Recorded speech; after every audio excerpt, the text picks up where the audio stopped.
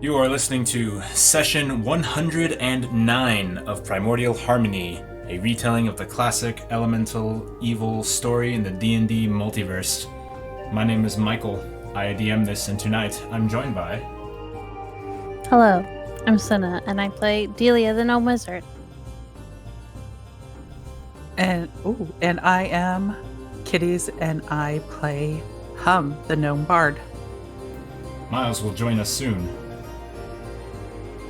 I'm Nyx, and I play Vox. She's a changeling rogue. And I'm Rachel, and I play Oxor, the Dragonborn Paladin / Warlock. Yeah. When last we left, the excavators.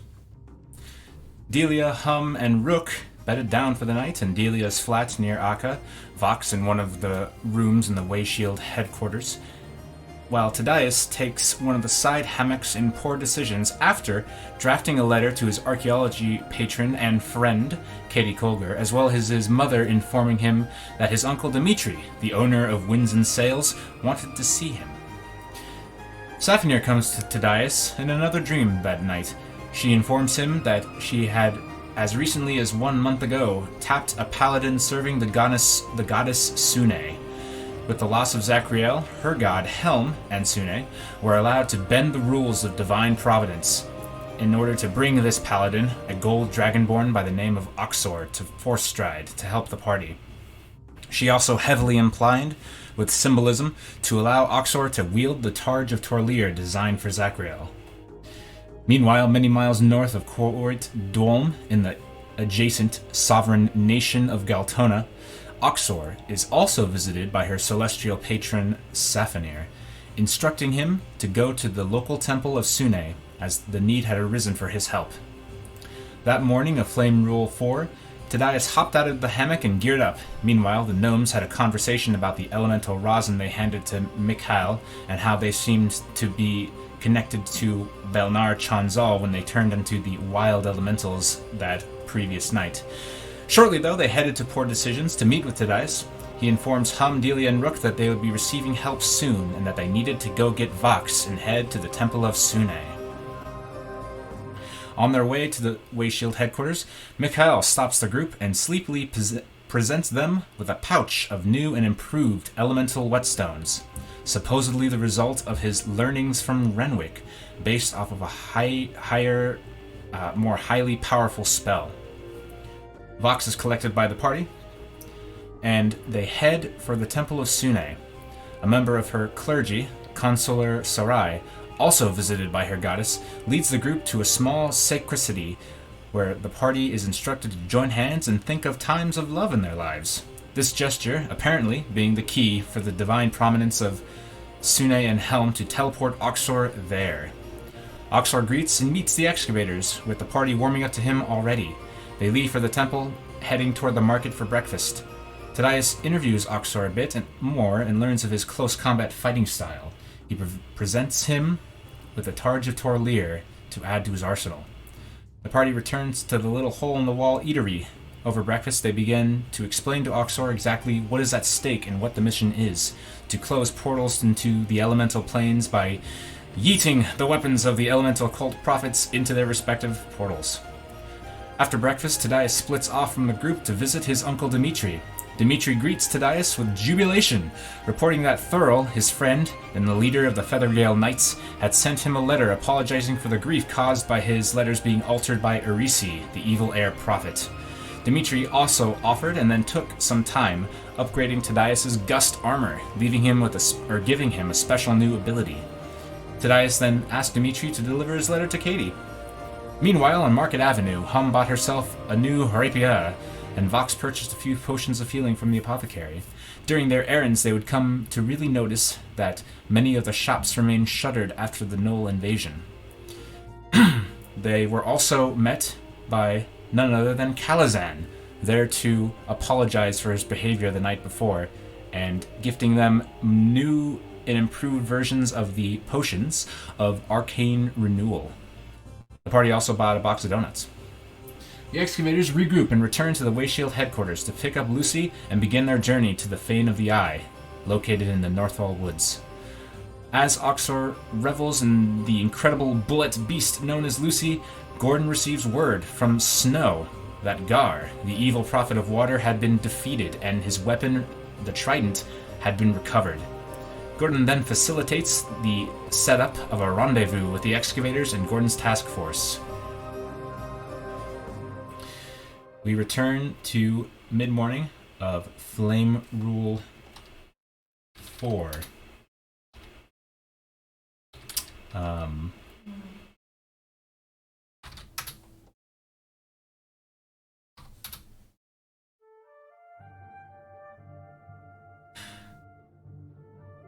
In Forstride, the excavators making a few last-minute preparations before they leave town.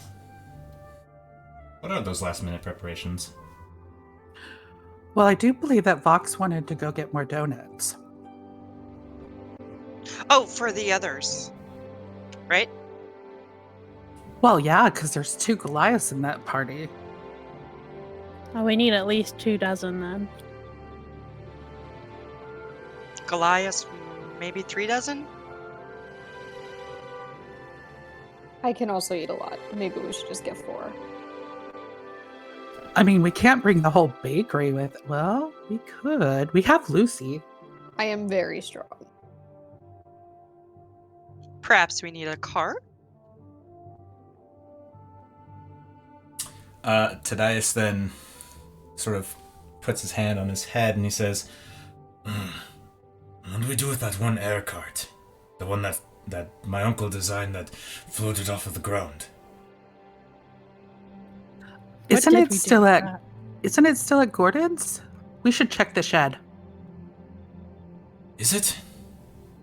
I actually don't remember. Mike doesn't remember. I don't either.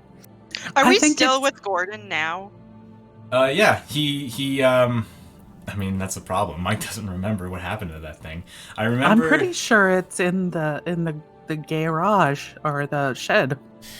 Garage. I remember. So I remember that you used that thing to bring Altosi's body into the forest. And did it get pulled out with you? Because right after that, you guys went to the like first dungeon for the fire cult, and then after that, I don't exactly remember if you had it with you then or not. I mean, I'm more than happy to just. Didn't we retcon write it back? I'm almost positive we did. Okay. Well then, Gordon pipes up and says, "Oh, it's still in the shed. Actually, it's been off for a while. Thanks, Gordon. You're a lifesaver. I actually monkeyed with it a little bit, and it doesn't turn back on. Uh-oh. Did you talk to Why? it? He looks at Hum with like a very puzzled look. Talk to it? It's got an elemental in it. Oh, of course. No, I don't know Primordial. Or any of the dialects. Well, we've got the Rook, who speaks the Primordial.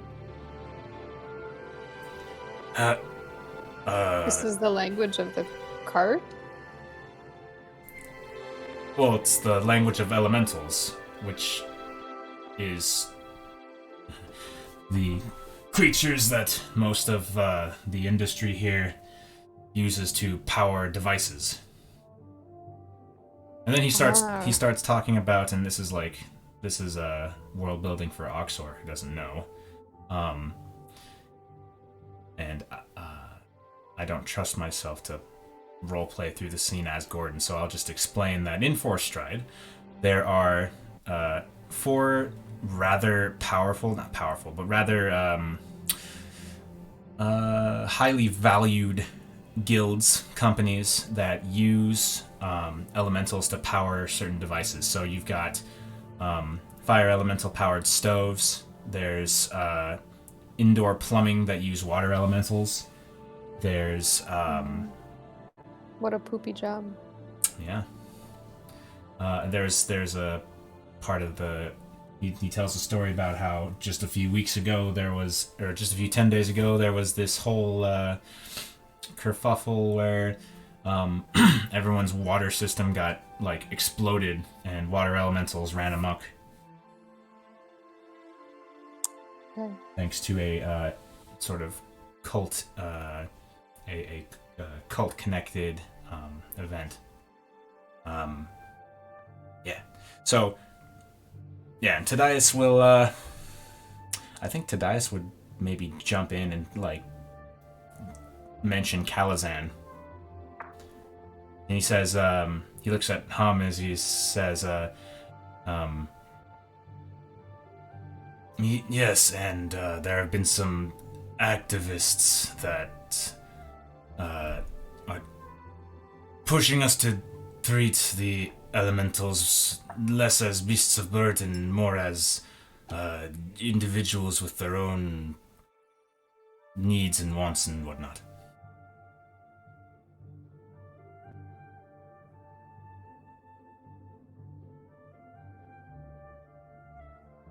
Anyway.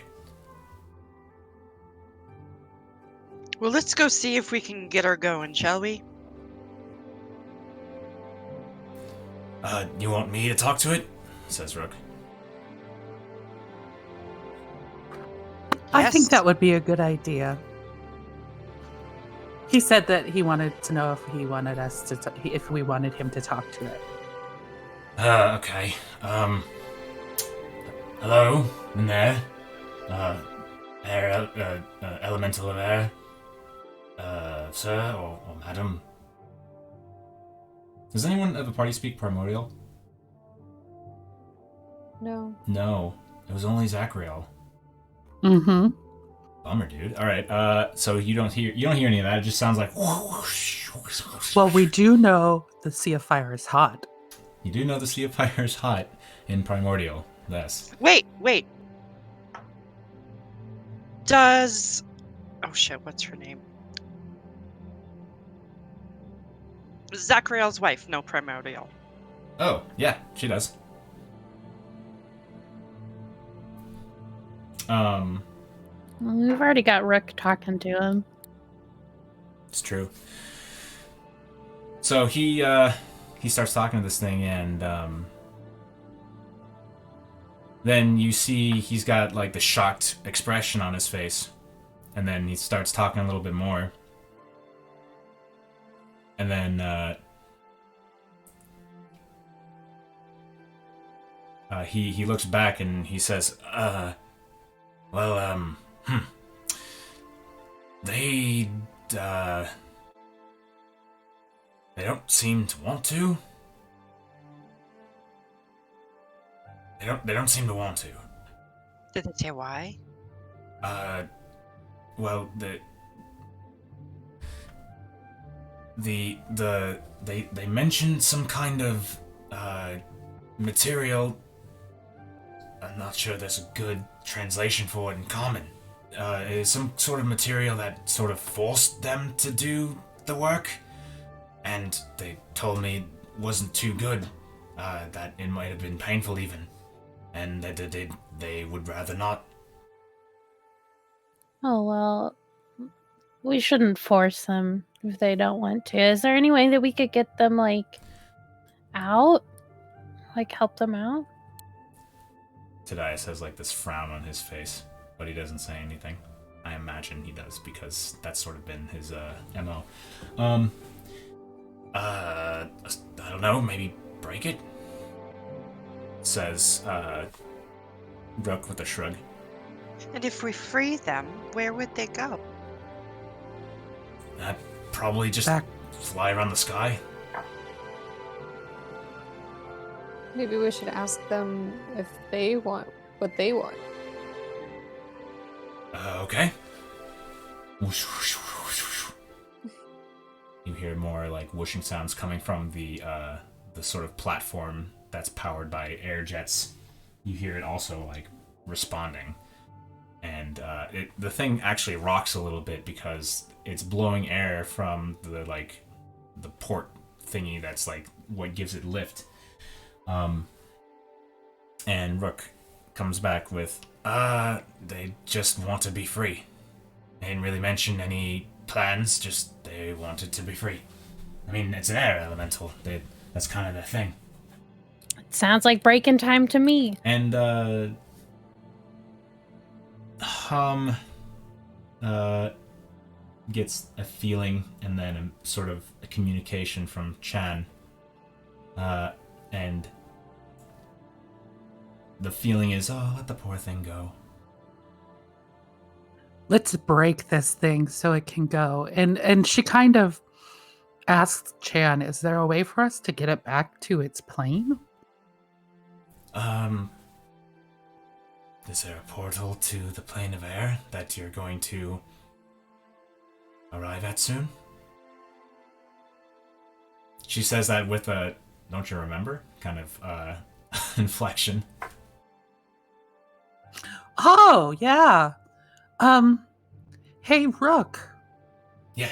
Invite it to come with us so that we can help it get back to its home. Oh. Back to the elemental plane of air. All right.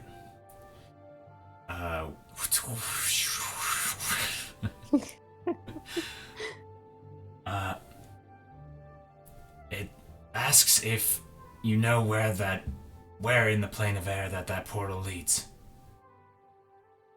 Nope. I have no idea, but I'm willing to get it there if it wants to go. The way it gets home is all up to them. All right. Also ask it if it knows a way we can get it out of there. We just have to break it. Yeah, they said that they don't. It was established that they don't know aside from. Oh, right. Shit, sorry. So Rook comes back with, they say that they'll be fine on their own. They'll figure it out. They seem sort of distrustful. Can't really blame them too much. Delia, you want to break it or do you want me to? I don't know if I'm strong enough to break it. I can help. So this thing is like, about 3 feet wide and 8 feet long. It's its depth is about 2 inches, and it's like made of this kind of. It's made from a combination of wood and metal that's kind of fitted around the wood, and then there's like a lattice that holds that seems to hold crystals on the bottom.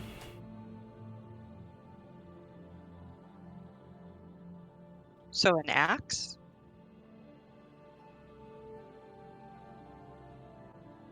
I'll if you really want to destroy this object, I can help, says Gordon. He says Hold on. I have a question before we go too much farther, and this is out of game, but didn't Zachriel talk to this thing when we first took it? Did he? I can almost... I really think so. Now that you say that, Because he was gonna get a friend for Squirt, was it? maybe. No, it just seems to me that was always Zachriel's way, was to talk to the elementals. Yeah, because we did talk to the earth carts. And that makes me wonder if he would have allowed you to just stuff the thing in the garage. Right? I mean, he did. Okay. Maybe Justin just wasn't there for that. That's probably not going to be in any of my recaps. Okay. No other retcon that entire conversation. Yeah, we just are going to free it because that's what the thing wants and that's what the thing gets. All right. Well, then let's not waste too much more time. You're provided with a battle axe, and the the lattice is broken, and a current of air shoots out and swirls around. And it sort of swirls around Rook for a moment, and Rook's like, ah. And then the current of air kind of just disappears. And Rook says, they said, thank you. Be free, little buddy. You're Oxor kind of welcome. like pretends that he can speak and goes, speak their language, goes, "You're welcome." Oh, Oxer, you're great. Let's go get another dozen donuts. And we'll You don't call have it to good tell at me that. twice. I'm guessing we don't want to weigh ourselves down too much with food. Oh, Lucy would be able to carry it. Lucy might want to eat them. Lucy only eats rocks. Did you smell them, Wait. though? Do you have a pastry on you right now? Yeah, I have a dozen of them. Take one out and see if she will eat one. Hum takes one out and shows Lucy. She sniffs it, and then, like, puts her nose up at it. We need to put some rocks in it. Yeah, Hum sprinkle takes some and- rocks. Hum takes and shoves a couple rocks in it and then gives it to Lucy. Gordon is watching Grab in a dis- glazed donut. Gordon is just watching in dismay as you ruin this perfectly good pastry.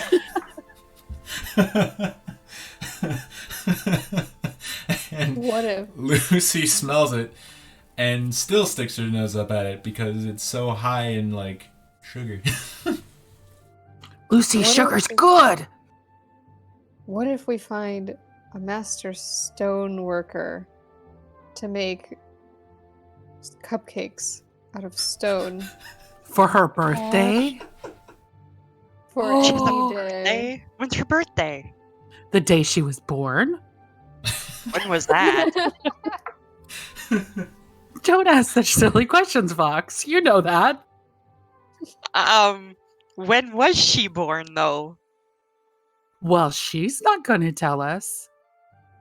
Uh, We're going to have to make one up. Isn't it? I say in 2 Oxford- weeks is her birthday. Oxer gets down and like in her like eye level with Lucy and says, "When was your birthday?"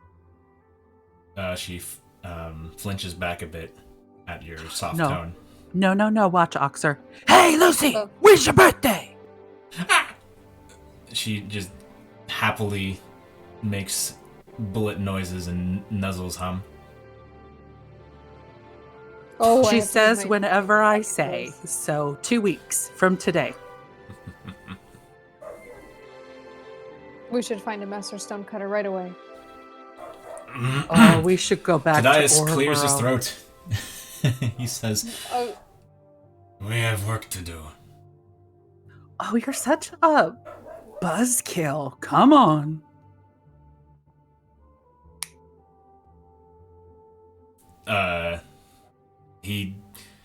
What does Hum mean when she says, "Come on"? She pulls Lucy and starts walking away. Let's get the refreshments for our allies, and then we should get going. I'm already going. What's taking you so long? And he starts following. Oh, Gordon, Yes, Vox. might you have maybe a couple horses we could borrow? I don't know how good horses will do you if the road's still muddy. Boy, those dogs. The dog is in canon. The Yeah, it's dogs in muddy. the neighborhood are barking at Lucy. Yeah.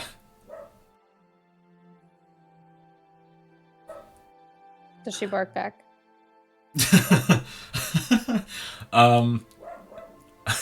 Does she bark? It's a good question. No, I see Lucy doing more of a like looking over, and every time they bark, she just kind of flinches a little bit, like, what the hell is wrong with that thing? Like the most mellow dog in the dog park that's like, why are you behaving this way? Yeah. Right, With the other absolutely. dogs. So, yeah, you start getting going. Where are you headed? Well, the stone cutters to put an order in. And then to get more pastries. Okay. You, Dice is grumbling as you're, making this strange commission. Only take a moment. And as you're,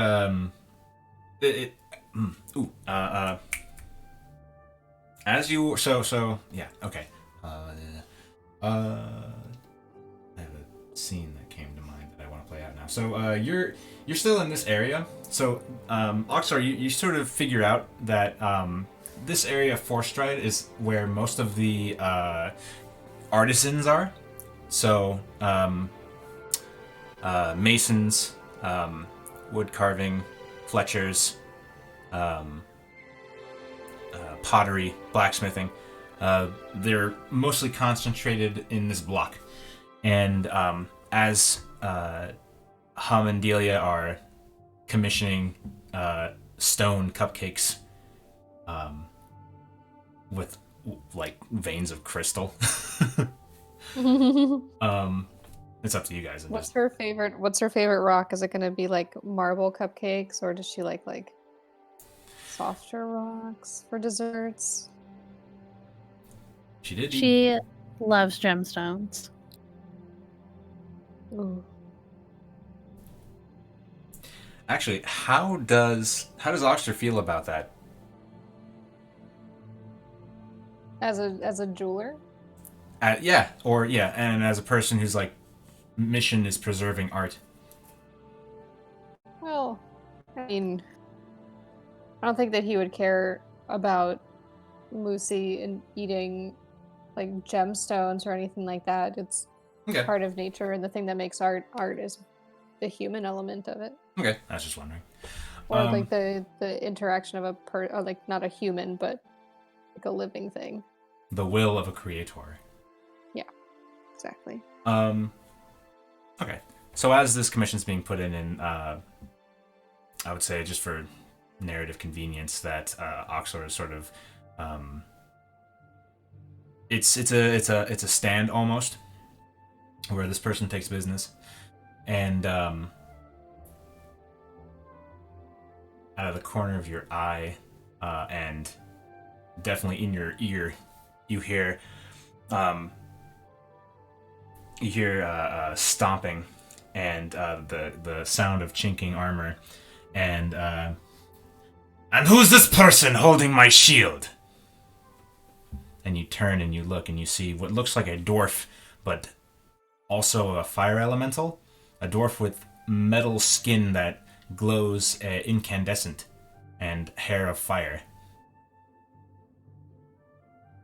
Hello, I'm Moxor. He looks you up and down, and then he looks to Tadias, and he says, and who is this? And Tadias says, Torlir, this is Oxor. He's here to help us. And Torlir says, and why exactly have you given him the shield? And Tadias says, divine inspiration. And he looks at You made this shield? I did. And he takes his finger and he pokes the ruby in the center. And he doesn't jab it, but like he just actually no, he touches it with his fingertips reverently. And he says, contained in that ruby is a part of the life force of my master Zaman Rul. And then Tadias like leans in to Oxor and says, that's also Zachriel. Well, it's incredibly beautiful craftsmanship, and I will do my best to honor its maker and its beauty. He brightens at that. And then, Oxor, you feel a sensation. You feel a emotion coming from the shield. and sort of like entering your mind. And Sentient objects. Okay. you get a sense of expectation, and you get this impression of that the presence in the shield has this expectation that you'll carry out this duty that you've been bestowed. And it's a big duty.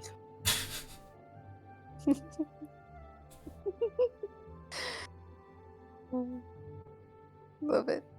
And Okay. it's sort of flashing. That's like coming, like a feeling coming from the shield itself. Yeah. Okay.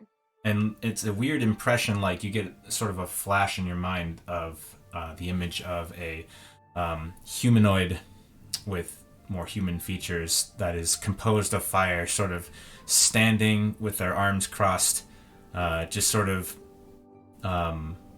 as a commander would look at their fighting men with this sort of air of I expect great things, but don't let me down kind of air to it. Okay. Interesting. Okay, that'll be for the cupcake sculptures. That'll be 50 gold in total for the work and the materials. Do you want to go halvesies, Hum? Sounds Well, good to me. Count me in, guys. Let's do 3-way. I'm happy to help out as well. I think this is an excellent use of our funds.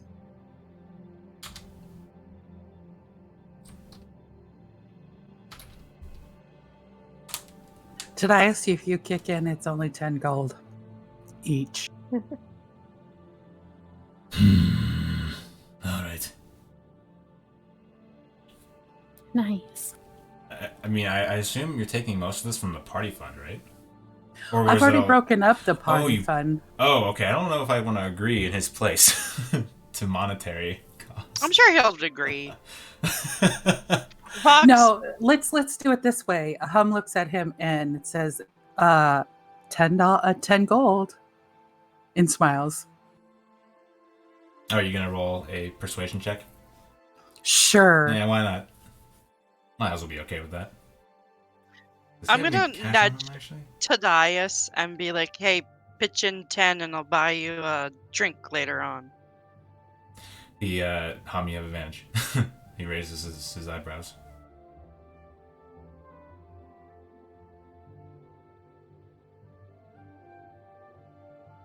Oh, he does have lots of dosh. Yeah, okay. He fiddles in his pocket and he produces 10 gold. He won't even miss it. And the rock sculptor says, all right, it should be ready in about 3 days. Oh, we don't need it for a couple weeks. Oh, well then if you don't mind, I'll get to work on it now because nobody is ordering any sculptures lately. You know how things are. We will be back as soon as we come back to Fourth Stride for it. It'll be here. Thanks for your Thank business. you so much, sir.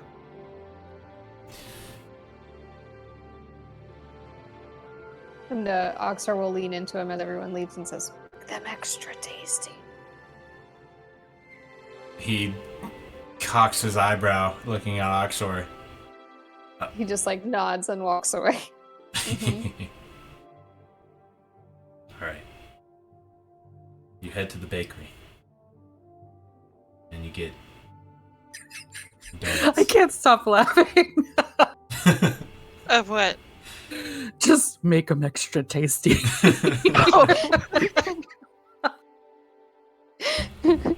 Telling a rock sculptor artist to make their thing tasty is out there for sure. So I say we go by the bakery when we get the donuts instead of the shop. Maybe we can order some cupcakes for us so we don't have to try to bite rock? Sounds good. Okay, so how much are you actually trying to get from this bakery? We're just gonna get a dozen donuts and Okay. order a dozen cupcakes for two for Put in an order, like at Baskin Yeah. Robbins? yeah. Okay. Whatever happened to 5 dozen pastries? We got don't some have big the Goliaths. space. Excited. Oh, that's right. I think we also just got Wait. a little excited. You could. Do we have that big bag? You don't have the bag of holding. It's the other party that has that. The other part. Okay. Okay. Cool. So you get that's gonna run you 2 gold. Hum just hands it over. All right. Cool. Where to now, gang?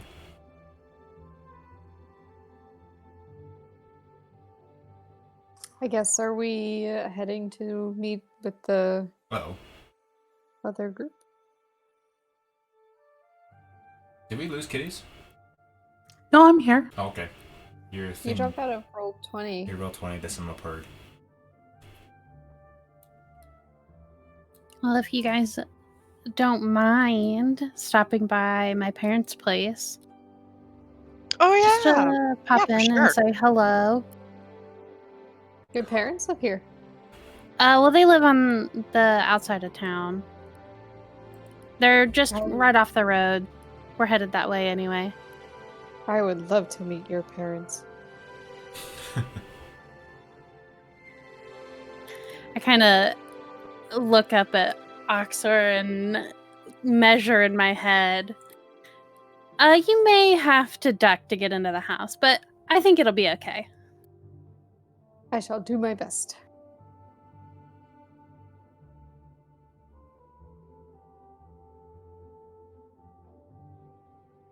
So you guys start heading out of town with Lucy in tow. Gordon wishes you the best of luck, of course.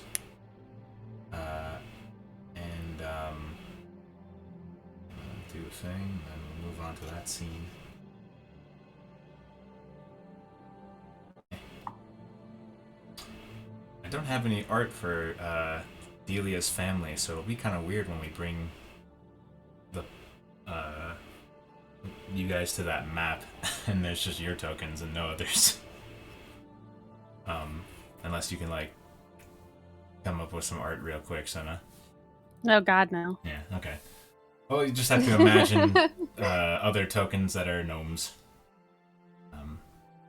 Yeah. So, do you want to describe the place? Senna? Sure. So, they're off the road. You see a squat, kind of sprawling home. Off to the side, there's a large mill, and half-burned fields of wheat from the Knoll invasion. And out of the center of like the top of this really small house, like short house, is a single tower. Crude, hastily put together wooden stakes form a ring around the front and the sides of the house. You can see scorch and gouge marks are still kind of showing on the outside of the house from the Knoll invasion. But there are some places that you can see that have been patched up. And Delia kind of like ushers you guys in and opens the door. And the interior is small and cramped, with curving wooden beams holding the ceiling up about 6 feet tall. So it's tall for a gnome family, but not tall for anyone else. Lucy can't fit in the door. Yeah, we still need to stay outside. Knickknacks Oxford line the shelves of a comfortable-looking parlor, complete with a wooden couch and flour sack cushions. A narrow staircase in the corner of the room leads up to the tower that you saw. And right inside the door on a wooden sort of rocking easy chair with puffy overstuffed cushions is a really old wrinkly gnome, and she's knitting. And then on either side of the door are two other younger looking gnomes who are Delia's younger brothers, and they're each holding woodcutting axes, kind of like just resting by the door. And you can smell the scent of bread. That's Delia's grandmother you described who's knitting? Yes. Hello, dearie. Hi, Grandma. I've brought everybody with me. And then you see a sort of like middle-aged gnome woman come out from what is clearly the kitchen, and she's got like an apron on, and she wipes her like flour-dusted hands onto her apron. Oh yeah, and then like dust cloud flour cloud. There's puffs everywhere. What's your voice like? That's up to you. That's up to me. Okay. Delia! She trots forward and wraps her arms around her and gets flour all over Delia. I give her a big hug back. How's my adventurer? Doing pretty good. We're beating people up. Just the bad guys, not the good guys. We're saving the world, basically. She has her hands on, like, your shoulders, upper arms. She says, I'm so proud of you. And she hugs you again.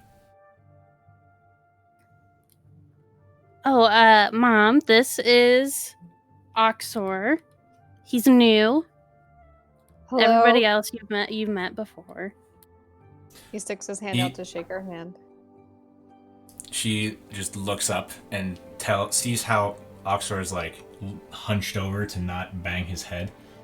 How tall is Oxor again? You said 7 feet, right? 7.5. Yeah, so you have to hunch pretty far. You can stand like in the staircase and stand up straight But right there. He's like pretty much just like bend almost in the middle, and he just has a huge grin on his face. Like, it is an honor to meet you. She shakes your hand, and she has a surprisingly strong grip for her size. And then she's like craning her neck, looking around Oxor, and she says, "Where's Hum?" I'm back here. The one gnome I don't know too well. Oh, there you are. You should visit us more once you're done with all this culty business. I would love that. She says, "Well, do you have time to stay for lunch, or do you need to get going?" I look over at the party.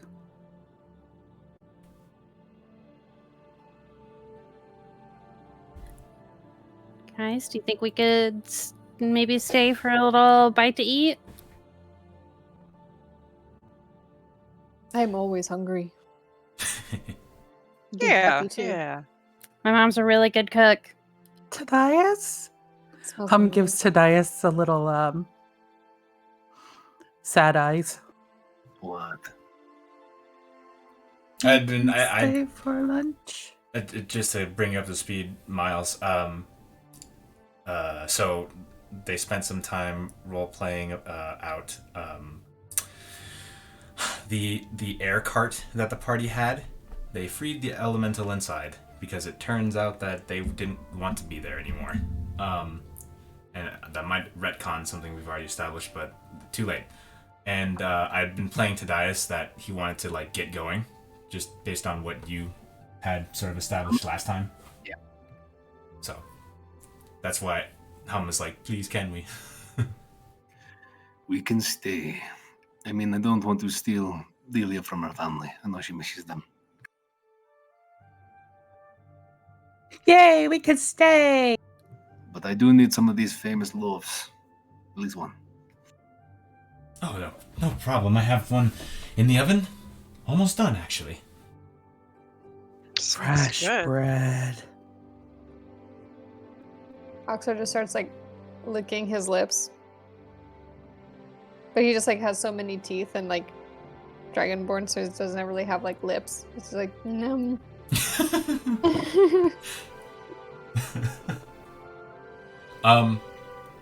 So Rook taps Delia's shoulder, and Delia, you notice that he had been sort of nervously kind of making himself small behind the rest of the party.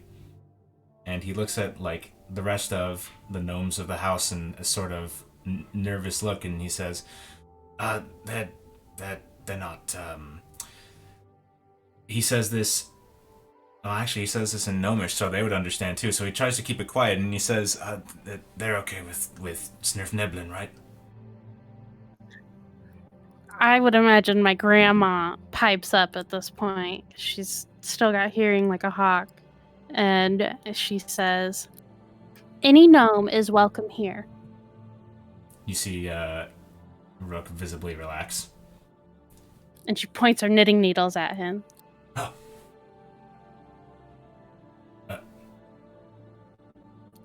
Welcomingly. Oh, okay. Like he shouldn't have even like felt small in the first place. You know how like grandmas do. I see. He goes and he introduces himself to everyone there, all the gnomes there. He like just tries to build bridges with gnome kind. So lunch is sandwiches, but they are on the tastiest bread that you could ever imagine. And the lunch meat and like cheese isn't bad either.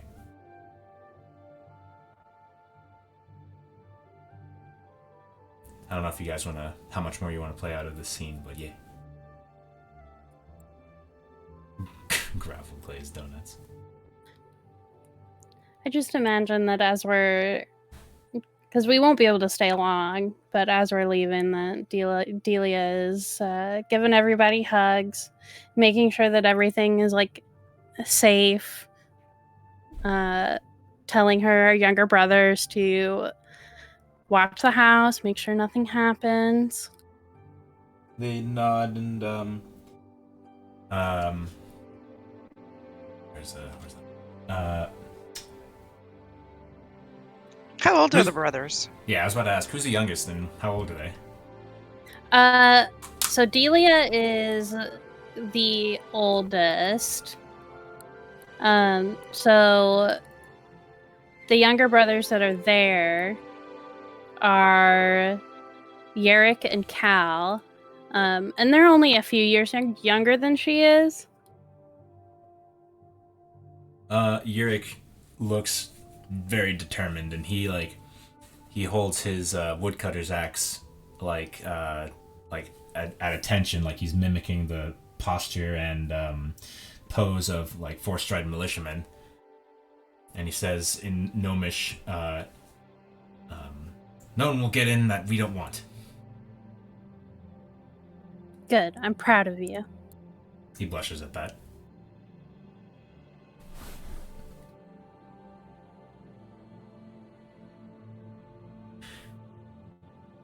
Well, good luck, says Adara. That's the mom's name. We have 3 gnomes leading us. What could go wrong? She smiles big at that. Thanks again for lunch. You're quite welcome. Your bread was delicious.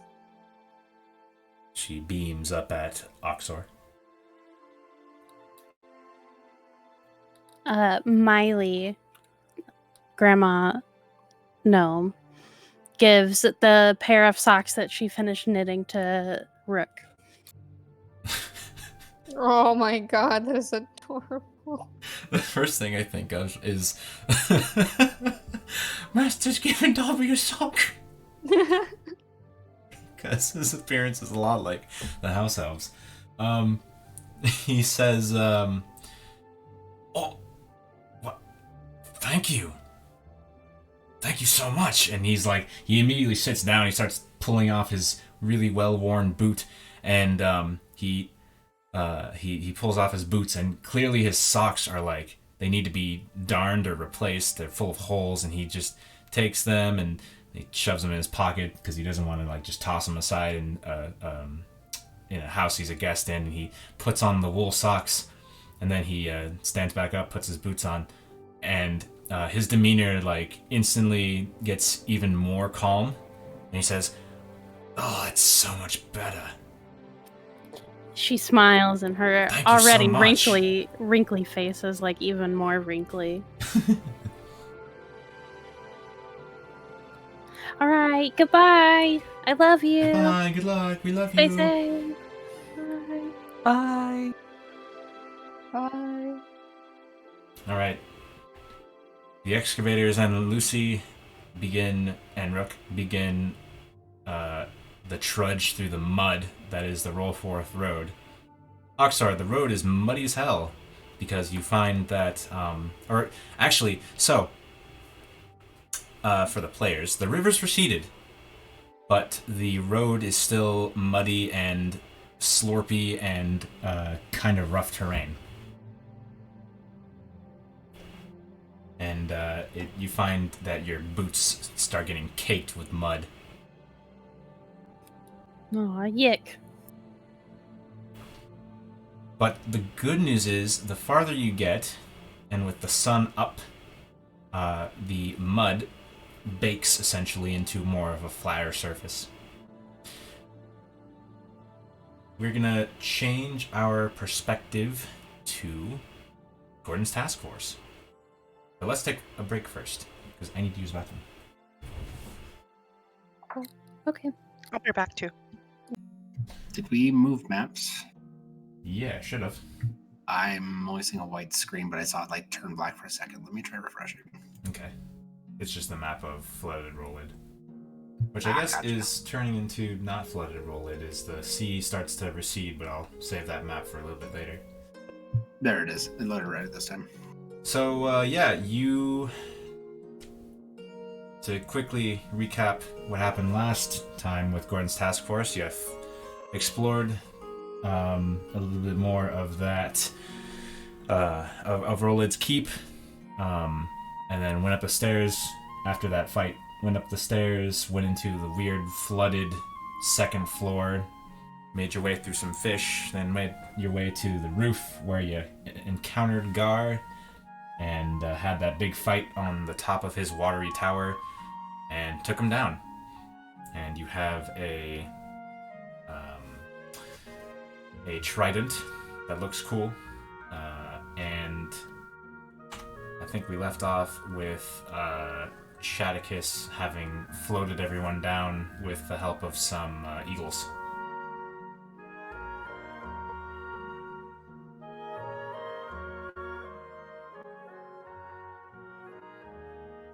So I believe we were landing by the tavern where we left everybody, right?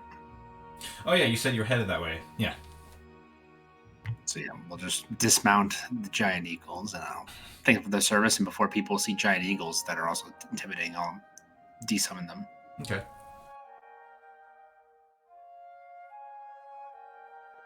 That's a really handy trick.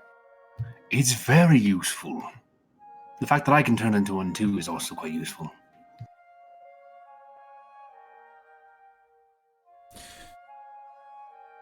Now, do we know of any sort of leader of Rollid? Because I don't think we've been introduced to anyone. You have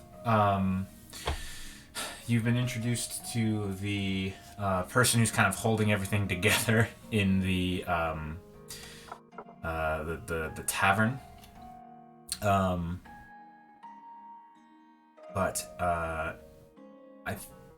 If I'm remembering what I said, what I told you guys as the character, is that you learned that most of the town guard had been wiped out, and that most of the town leadership had been wiped out.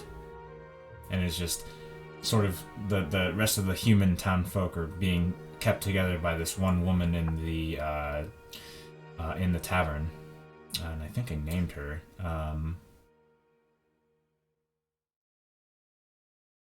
Don't remember where it's at.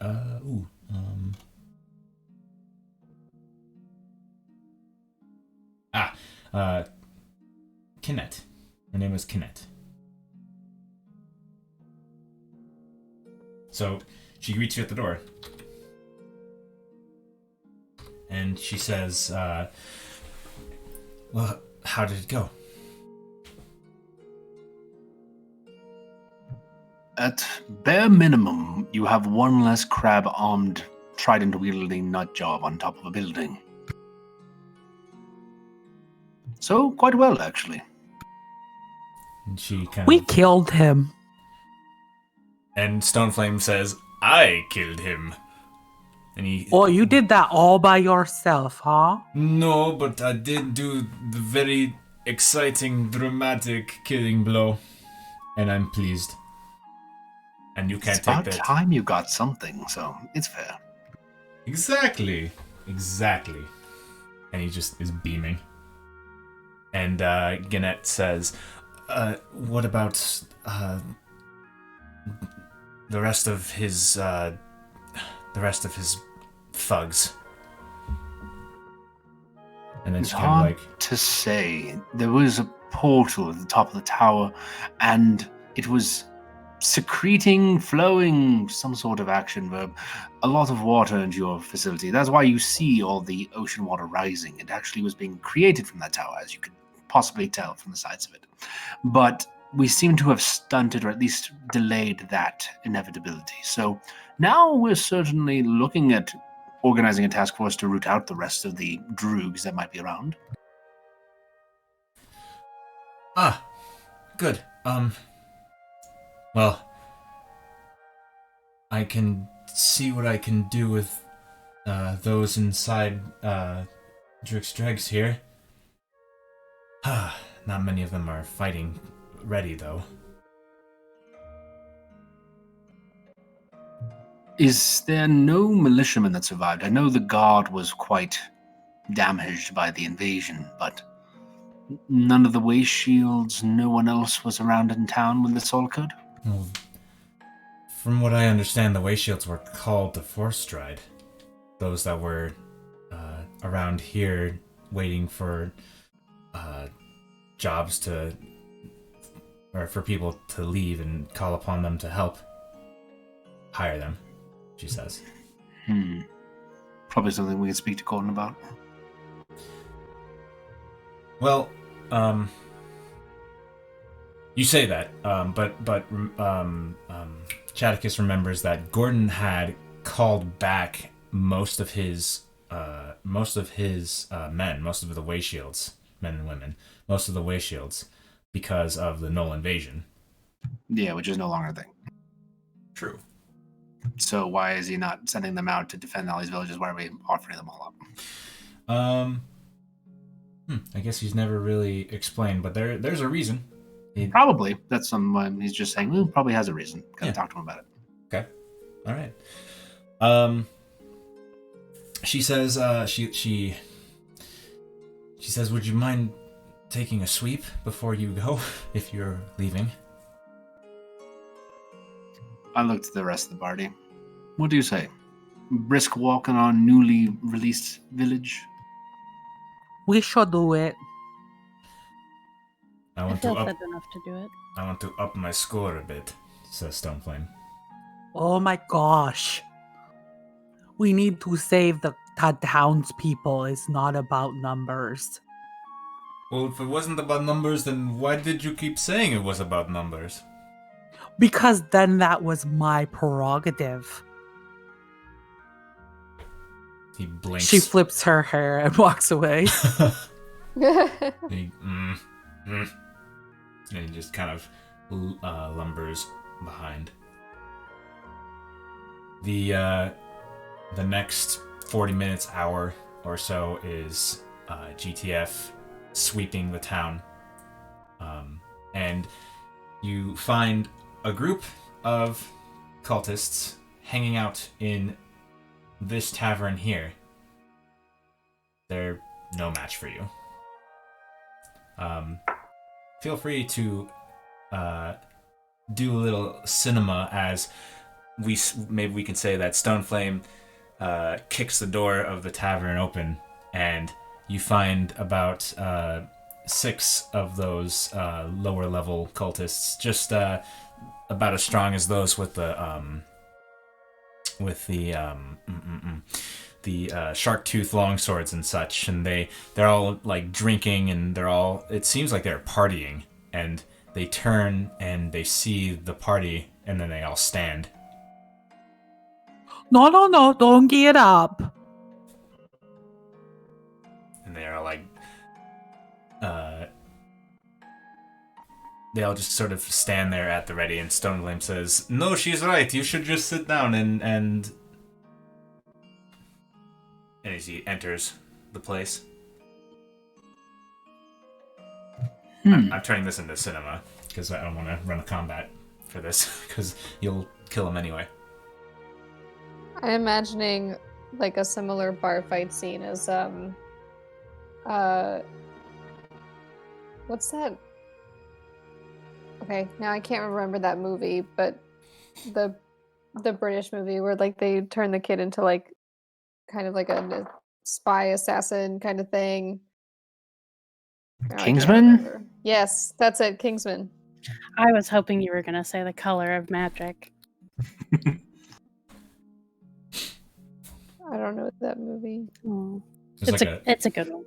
There's like a establishing shot of that tavern, and there's just like what sounds like a whole bunch of violence and screaming, and then cut back to it, and all the cultists are just like either groaning or silent, laying down. Obviously Classic. taken out. I imagine if Snow can pick one off herself, she like Definitely takes her boot and like shoves one and trips him backwards over the stool he had been sitting on. Crash. And then like grips the haft of ice really tightly and like says a small prayer to Ariel, and then just like massive overhand swing right into him. Yeah, and you split his face apart. It's very, very gruesome. But you still, despite that prayer, you still feel a little bit of disappointment and annoyance from Oral.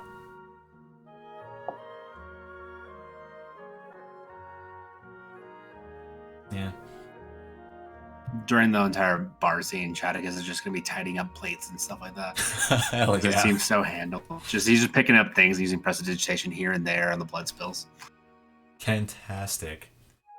Yeah, aside from that, you sweep the rest of the town, and you find townsfolk that are in hiding, halflings and human alike, and you let them know that it's most likely safe, but wait for that one more checkup as you continue sweeping the town, and you find no other cultists or lizard folk. And eventually, by midday, you have everyone in hiding informed that the town is not under the purview of cultists once again. And in fact, by midday,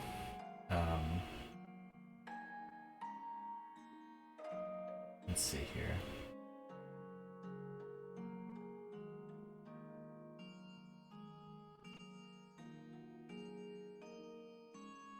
By midday, the water is receded back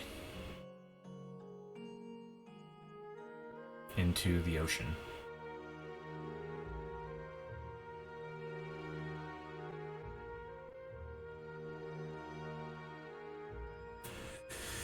Kinnett, who is still acting as sort of the de facto leader of the folks here, asks, "What are you going to do now?"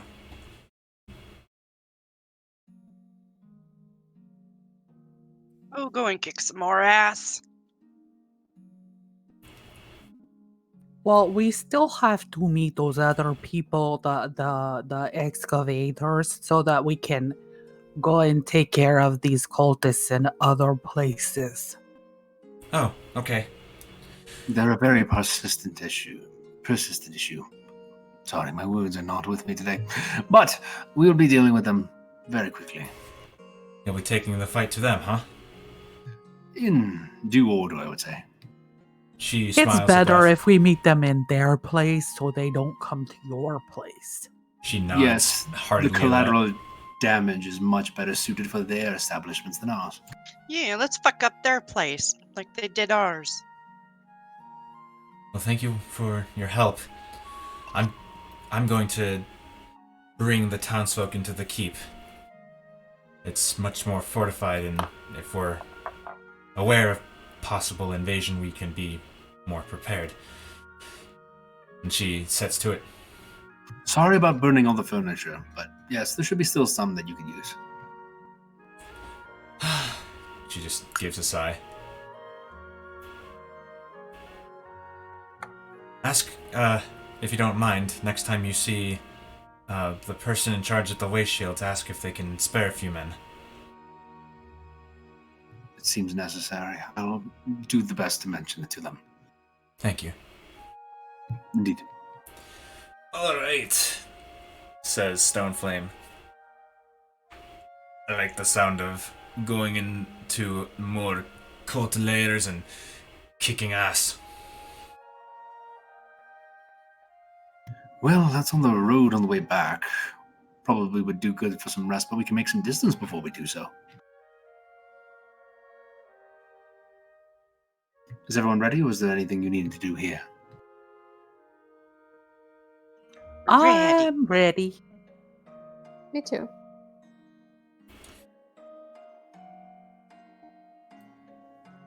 I nod. Then we're settled.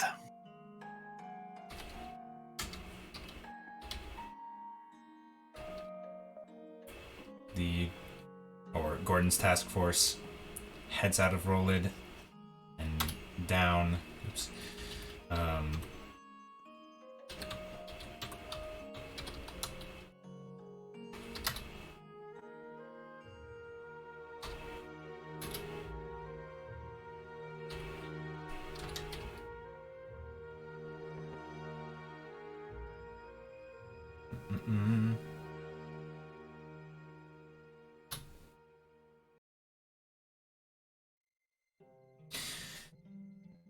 So GTF starts heading down the road towards Nearthal Woods, and you get some distance under your feet. So both the groups are traveling. Is GTF going to... Does Chadicus know about the rendezvous thing? Did Snow relate that to the party?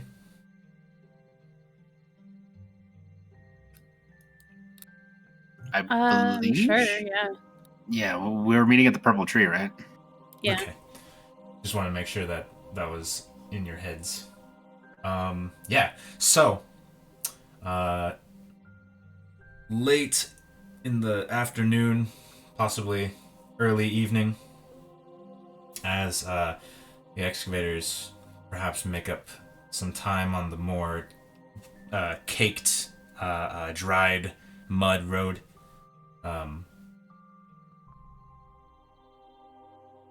Let's see. I prepared most maps except this one, apparently. That's okay. I'll do it real quick.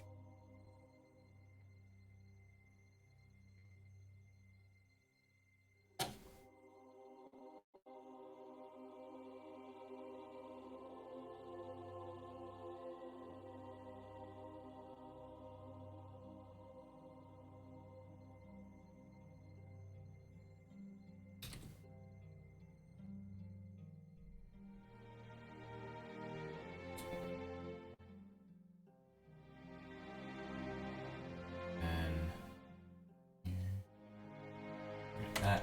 Perfect. Okay. I've got a lot of pages.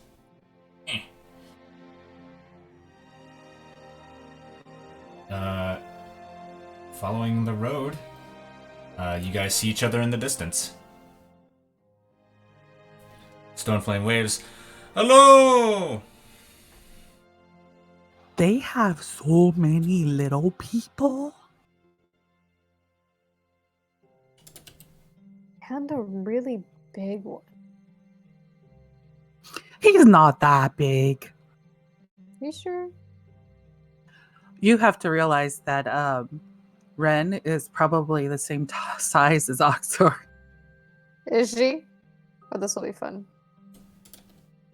Oh, wait on. Yeah, Have Ren, I seen Ren is 7'3". Have we seen Lucy before? I don't think so. Because I think No. we met We haven't before, but been we back haven't and been forth, with right? Lucy. I think that between going to the Earth Temple and then the Earth Node is when the entire group met. So you We were have in Lucy. Renweg's place, but I don't remember Lucy being in there. Oh no, they did, but she was outside. Yeah, she was outside, but they did see her before. That's all that really matters. Okay, gotcha. But this is the first time Velia's seeing Lucy.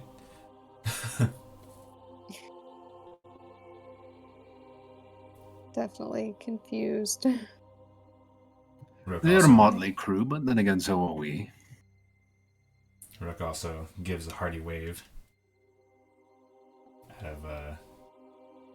He seems more chipper as he's walking along.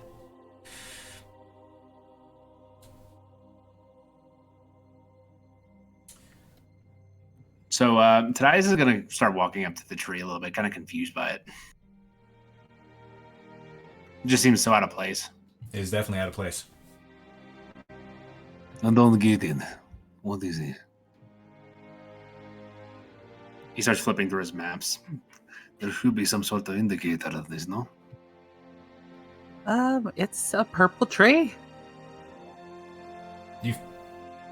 Oh yeah, no, you guys, the excavators haven't passed it since Nope. it's been planted. Yeah. That's new. It's you've been down the Rollforth Road more than once before this adventure, and you've never seen this fully grown purple-leaved tree before.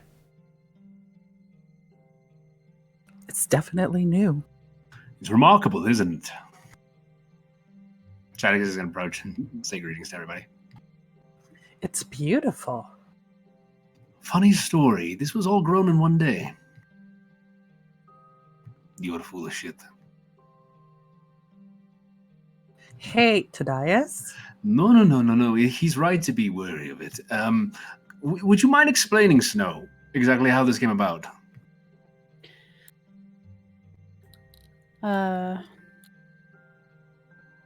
There was a fey creature who stole something of ours, and when we retrieved it, he gave us a token that allowed us to grow this tree. Very great place for a meeting. But why here? This was where he stole it. He kind of disappeared into his own plane around this area. There was another reason too. There's also a path leading into the woods that we've marked here.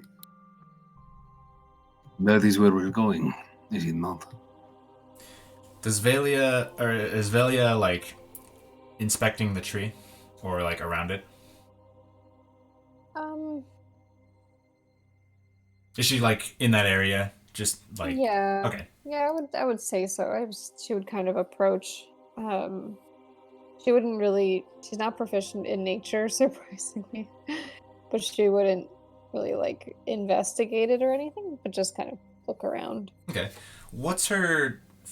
Oh wait, no, you don't have a favorite terrain. No, you're not that kind of ranger. That's right. They made the ranger better. Cool.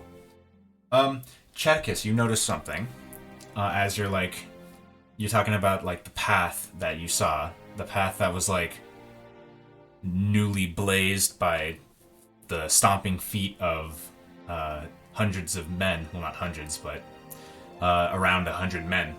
And as you sort of look back into the trees through that, you can tell that there was an attempt, not a very good one, but an attempt to conceal that path. Do you see it, Snow? It appears they are aware we know of this path. Well, I would say a big purple tree would tell them. Yes. Though I'm not sure if they know specifically that we know. No, Perhaps just that someone knows. very likely. Someone who could grow a big purple tree? Not many people can do that. That's a good point. I suppose what it means for us is that we might incur more resistance following this trail. Might be things left for us. We will have to be very careful. We could send Stoneflame in first. Stoneflame. He's good at finding traps. This is true, however, I don't want to find a trap with my body if I don't have to, he says, as he sort of, like, rubs at a wound that he received today. You are looking a little rough today. He says, took a lot of hits today. You should try not taking so many hits. Oxford just starts laughing. He's like, that generally does work. Right? That's what I'm saying. He kind of just growls a little bit.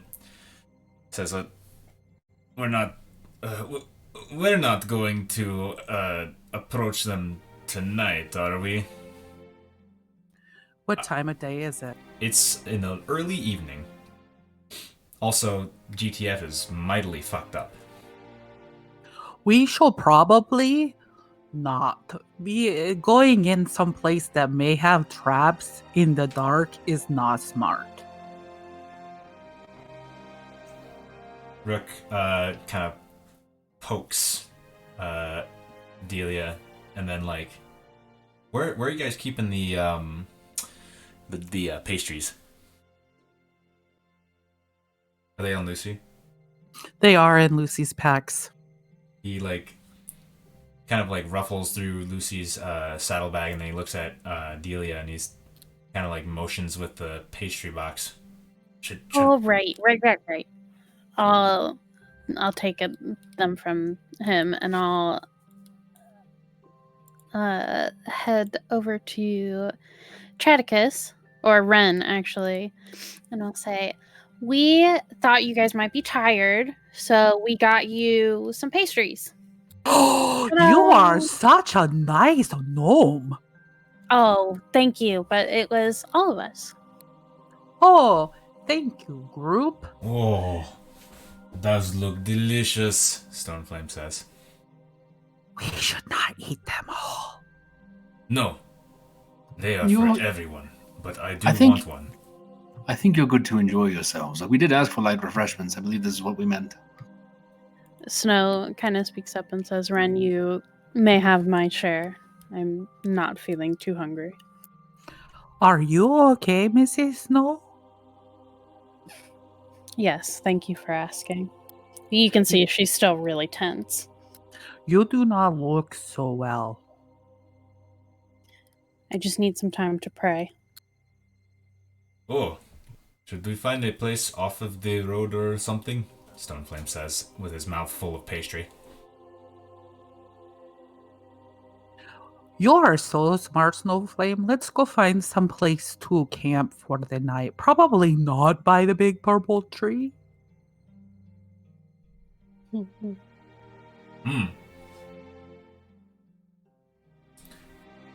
If you say so.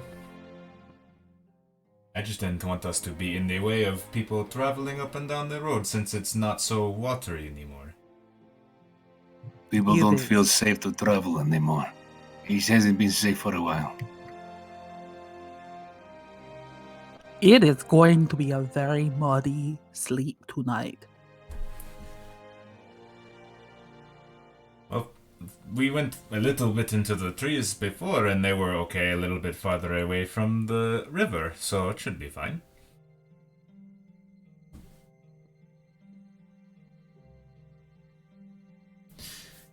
Ren walks up to Lucy and she says, Does your Lucy like the treats?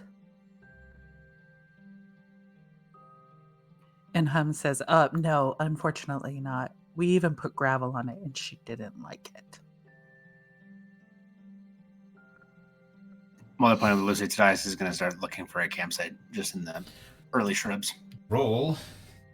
Or actually, are you trying to find a place that's sort of hidden, or are you not caring? More suitable. If there is something that has a little bit of, like, foliage to offer some hiddenness, he's going to look for it. Okay, roll a survival check. Can do. Give me a second to pull up that character sheet.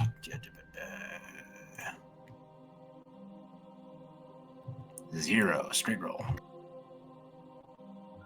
Okay. Was that Tadias? Yeah, that was Tadias doing it. Okay, I figured Vox would go and help you out. Okay, Vox, you can roll a survival check. I can't, though. I can't load my page. We can roll for you, I think. Yes, please. Sure thing. Vox. Character sheet. Survival. That was +1. Here you go. Oh, wait. That's not the roll button. There we go. A 17. Okay.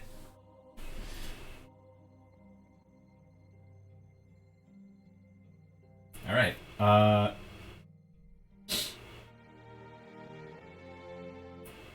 Vox and Tadias working together find a place that is pretty well hidden.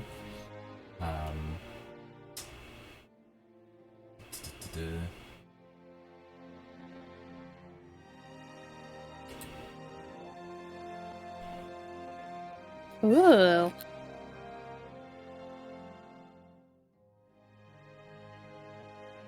And yeah. Donuts are had and the campsite is set up. Vardic is here. What? No, he's not. Wait, how Neither many is of Lucy. how many of there are us? 12, including Lucy. Tiny hut? It's 9 creatures. Yeah, I can't fit everybody in it. 9. Hold on, I got Lucy. Give me a second.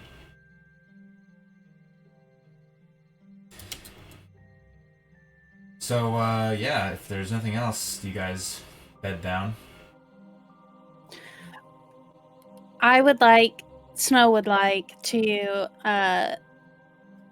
sort of wander not too far away, like still inside of the campfire, like still able to see the glow, but enough to be kind of secluded. And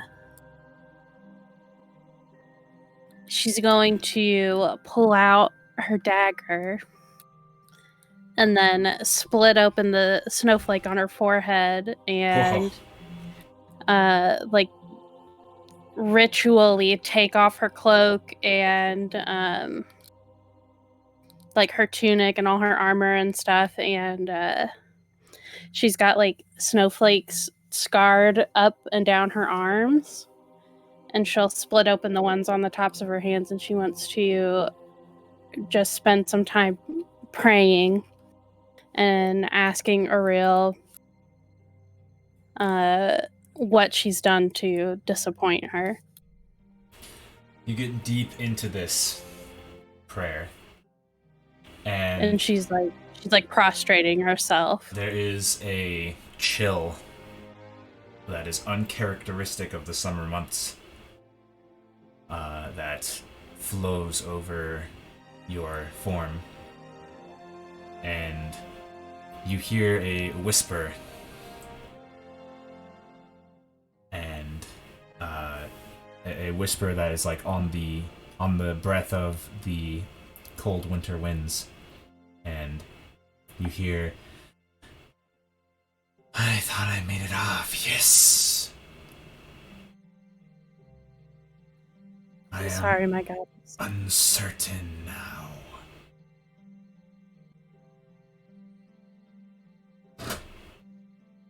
Are you uncertain of me, of my devotion to you? Uncertain of your devotion, no. And you'll find, when you awaken tomorrow, that you'll have a little more of my providence in your own capability. However, I will not come to your aid. And Snow, you are blocked off from your use of divine intervention. I am taking a feature away from you. Big DM dick move. Senna, what did you do?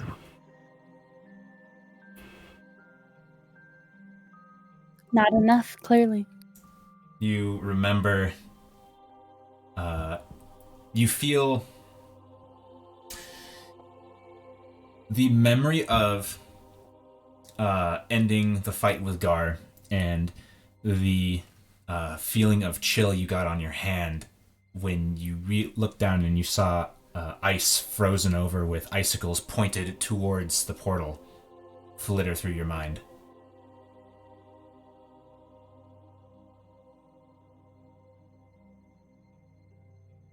That's it. The warmth of the summer evening returns.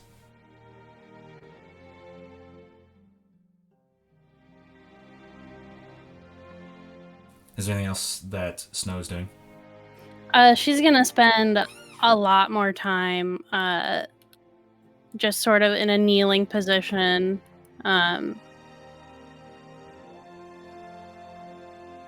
Praying and prostrating herself before gathering her things up, putting all her armor back on, putting her gloves back on, and returning to camp. Alright, does anybody else want to do anything before you all bed down for the night? Ren is going to tell the story of the trident. Ah! And tell them what we found. Rook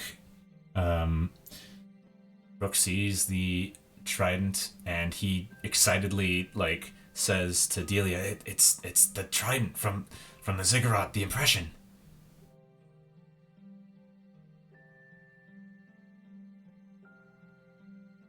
We have 2 of their weapons. I think that means we only need one more. He nods emphatically. One more what? One more weapon. We've already taken care of the one, the Iron Fang.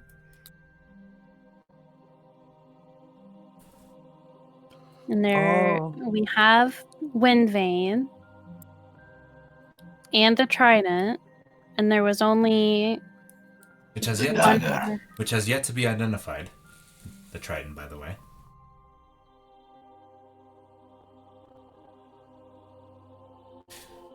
Just throwing that out there. Oh, is that what that little guy said to you guys?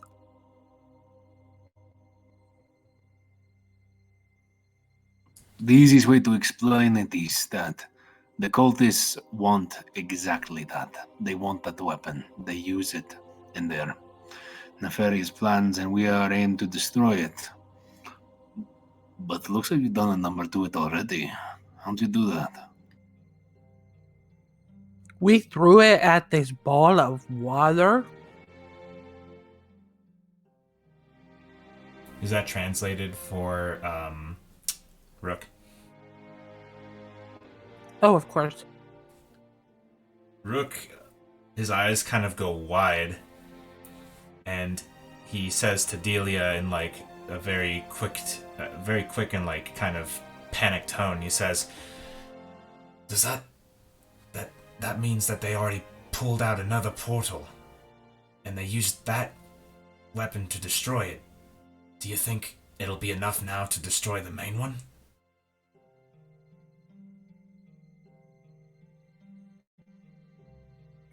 I'm not sure.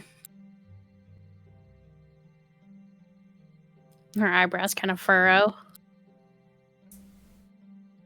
He crosses his arms and kind of rocks a little bit. Wow.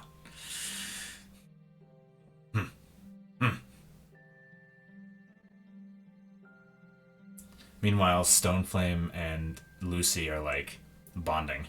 Stoneflame is absolutely excited for the fact that he can like smack Lucy's hide, and she enjoys it.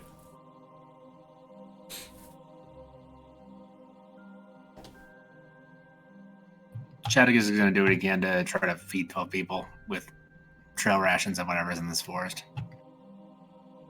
Oh, you're like foraging? Yeah, I'll do a quick wild shape and just help myself like move around a little bit, see if I find something. Okay. Let me help you with that, Chadikas. If you'd like, I'm just trying to find something to feed everybody. It's going to be a bit of hard work tomorrow. I'd like to hope everyone will be well rested and well fed for it. I have a couple of sets of rations that I can contribute. For right now, let's see what we can do first. Okay. We also have those delicious cupcakes or donuts that you brought us. It's true. Okay. Chadicus, roll survival check. Yeah, sure. Do the extra senses of being like in a wild shape form help me at all, or is it just Yeah, roll with advantage. Okay. Advantage button. That goes here. That's Ren. Does Ren need to do a survival check as well? Combined with like all that effort, you forage and you find I don't know, be creative. What do you find? It's enough sustenance for like 2 meals for the entire group.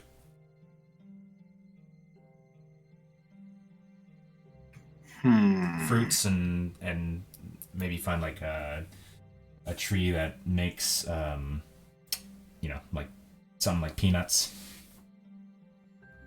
Peanuts grow in the ground, Party fruit. but It's maybe fantasy some world. apples. I can show Ren how to find some of the shrooms that you're allowed to eat are. Ah, yes. Lots of Some of those. earthy truffles. Yeah.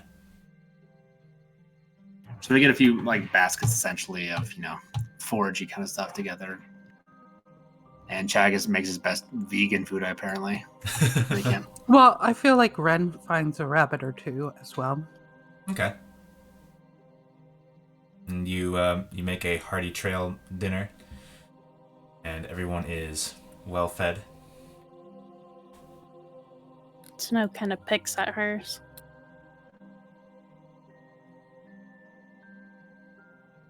Mrs. Snow, you need to eat to make yourself stronger. Thank you, Ren. Snow sees in like the kind of in the special, not special, but the kind of improvised glaze that Chadicus made with some of the berries on some of the rabbit meat, the image of a snowflake. She eats a bit more when she sees that. Right. Well, then night falls, it gets dark, and what's the watch cycle like? And don't try to decide like the whole thing, but just like give me like how many people are up at once. With all the people here, you probably can have a decent watch, I imagine. Well, Today Valerie is- only needs like 4 hours of rest, so she can be up for a lot of the time. Yeah, and Snow's probably like up and down, just like coming in and out of her trance. Okay. Tadaz is having trouble sleeping, so he's gonna at least get like the first watch, maybe the second one too. Ren is really interested in Oxor because she's the Dragonborn and she hasn't had a whole lot of experience with them. Chadicus makes a little bet on this bush and just passes out right away. Yeah, Delia passes out hard. Hum is gonna hang out with Stoneflame and Lucy for a little bit. Does Oxar remove his armor when he goes to sleep? Yeah. Okay. Yeah, he would remove his armor. He probably wouldn't take off his amulet, but yeah, he would remove his armor. You already look like you have armor. How come you need extra? It makes me extra tough and harder to hit. Okay.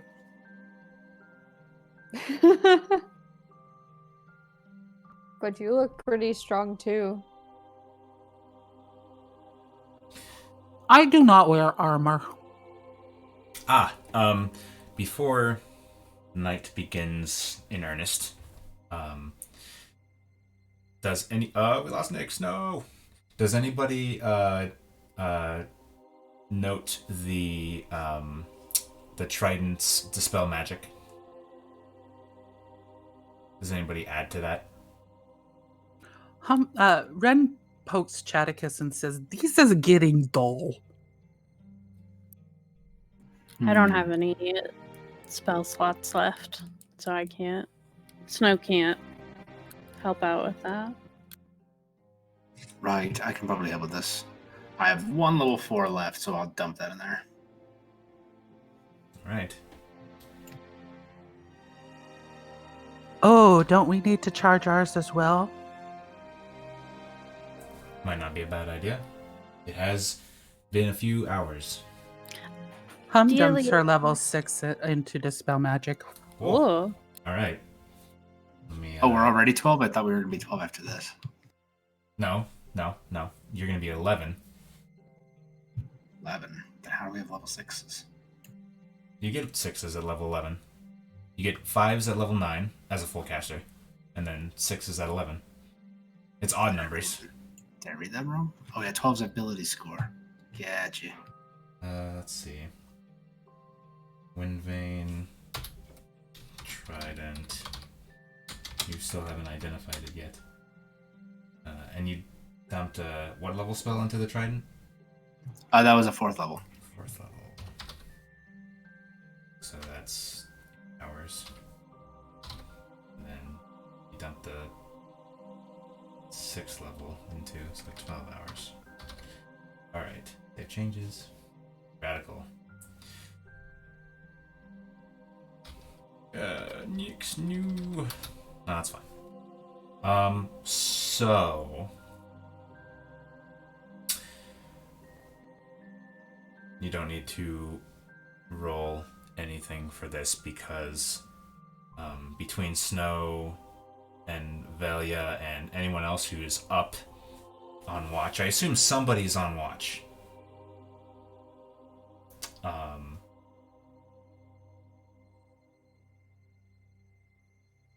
The Snow hears movement in the foliage and then silence. I will motion to whoever else is up, if there's anybody up. Tadias rises pretty quickly, gets to his feet, and gets over. What's going on? I heard something in the bushes. Do you think we can handle it? I haven't heard anything else. It was just a small sound. So I'm from your certain we'd left, be able to. from over here you hear another rustling sound. And her head whips over to that direction. Tadias hears it too. Look alive, people! And as you say that, you hear a huh! And coming out of the foliage are quite a few hobgoblins, armored and armed and shielded. And this will be the last thing we do tonight. Roll initiative. For everybody? Yeah! Everybody. And I'll worry about Nyx's characters.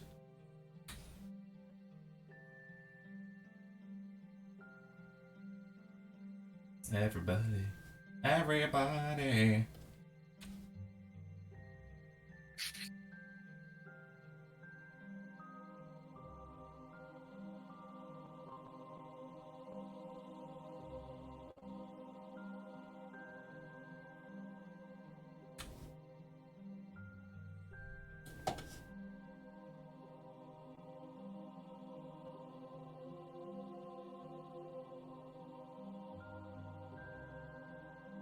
That's weird. It didn't register my first roll. Did you have your token selected when you pressed it? I did. Are you talking about Oxor or Velia? Well, Oxor, although it's coming up as Velia. Oxor's is coming up as Velia, but it didn't get Velia's roll of 19. Okay, I'll just fix that. I can roll hers again and just take the... I already fixed it. Okay. Descending. Is Oxor on the initiative tracker? No, it didn't. It only took one of my rolls. Which, what did he roll? 8. 8. Add turn. Okay.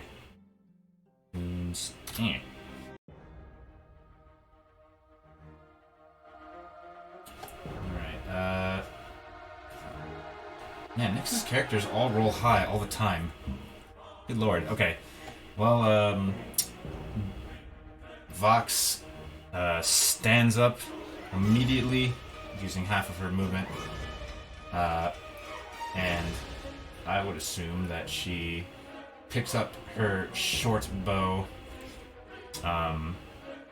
and is going to, let's see, what can she actually see from where she is? Oh, she can see plenty. She's gonna aim for this guy and just go for a short bow attack.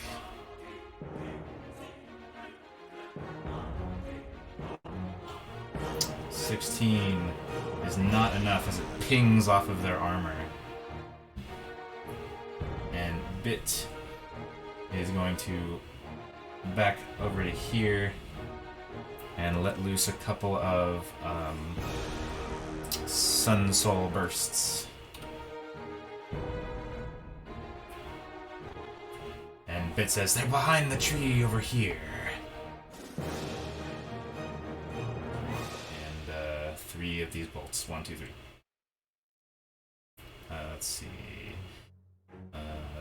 2 of them hit. Oh, I forgot, but Nyx isn't here to say it. Fox should have advantage on that first attack because she acted before them, I believe. Oh, okay. Let me give her another roll. And she hits. And if she has advantage, it means she has sneak attack. But bang. So 6 damage plus her sneak. Thank you for pointing that out. That was a good sneak attack. Yeah, that helps. It sinks into the hobgoblin's shoulder and it grunts. Ugh. All right. And Bit did some damage on that one. Okay. This hobgoblin comes out of the woodwork and attacks Lucy. Bastard.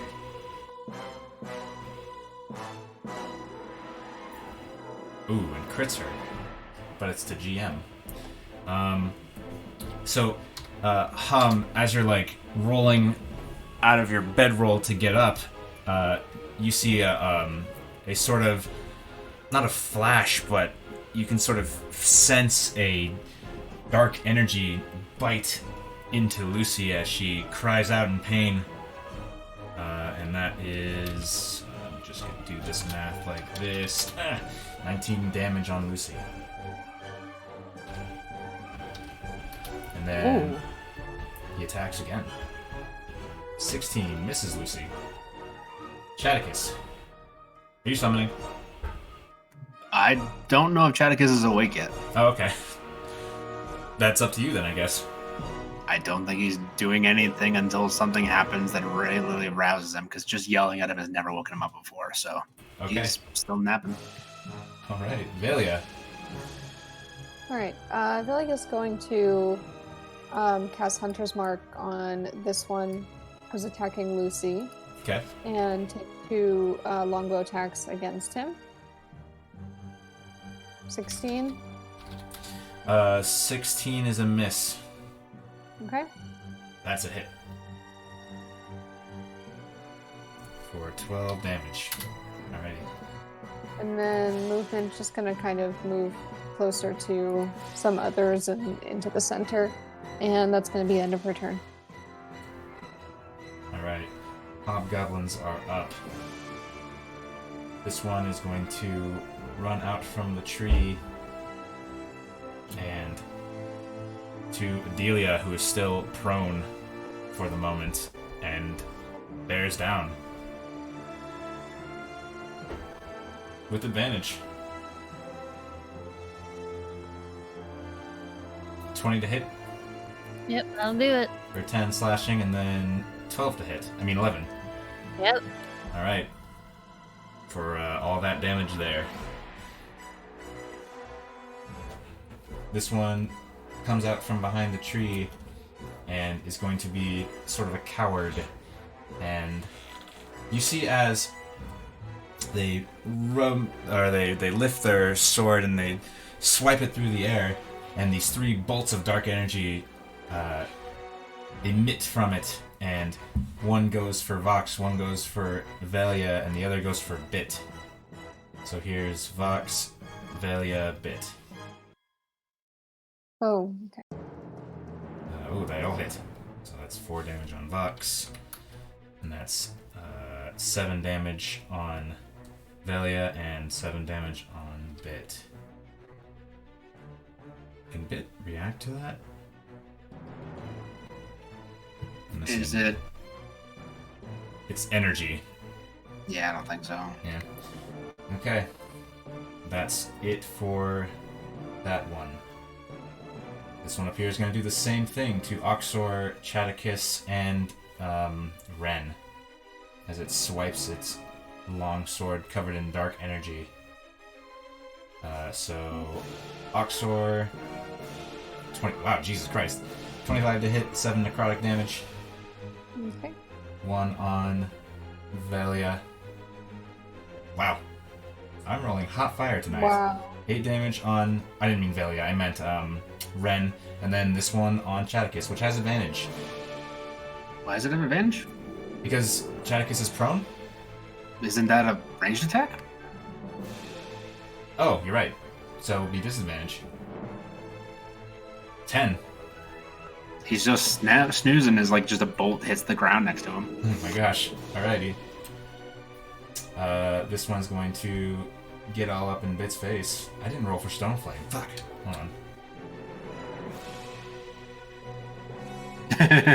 Stone Flame's gonna act now. He's gonna come over here and meet this guy head on and say, I was trying to snooze!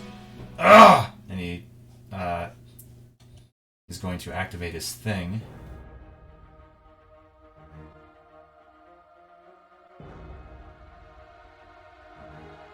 Give himself advantage and Hail Mary 1 and 2.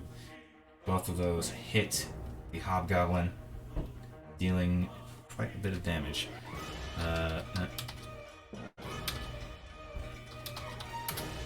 30 damage as he severely slams into this guy, who then slams right back with their dark longsword at advantage. Ooh. And it misses with the other one. That's going to be 7 plus 8 plus 4 plus 4. 23 damage on Stone Flame, and Stone Flame's not looking too good. It's your turn. As you're aroused from sleep by all this fighting. She whips out the chimes. She's going to ring. Alright.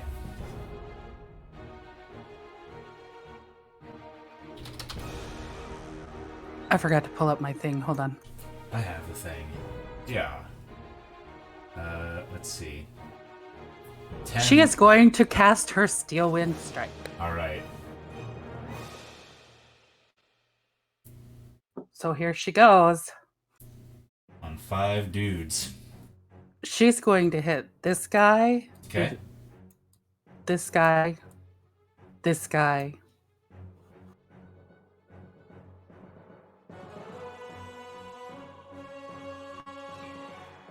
Okay.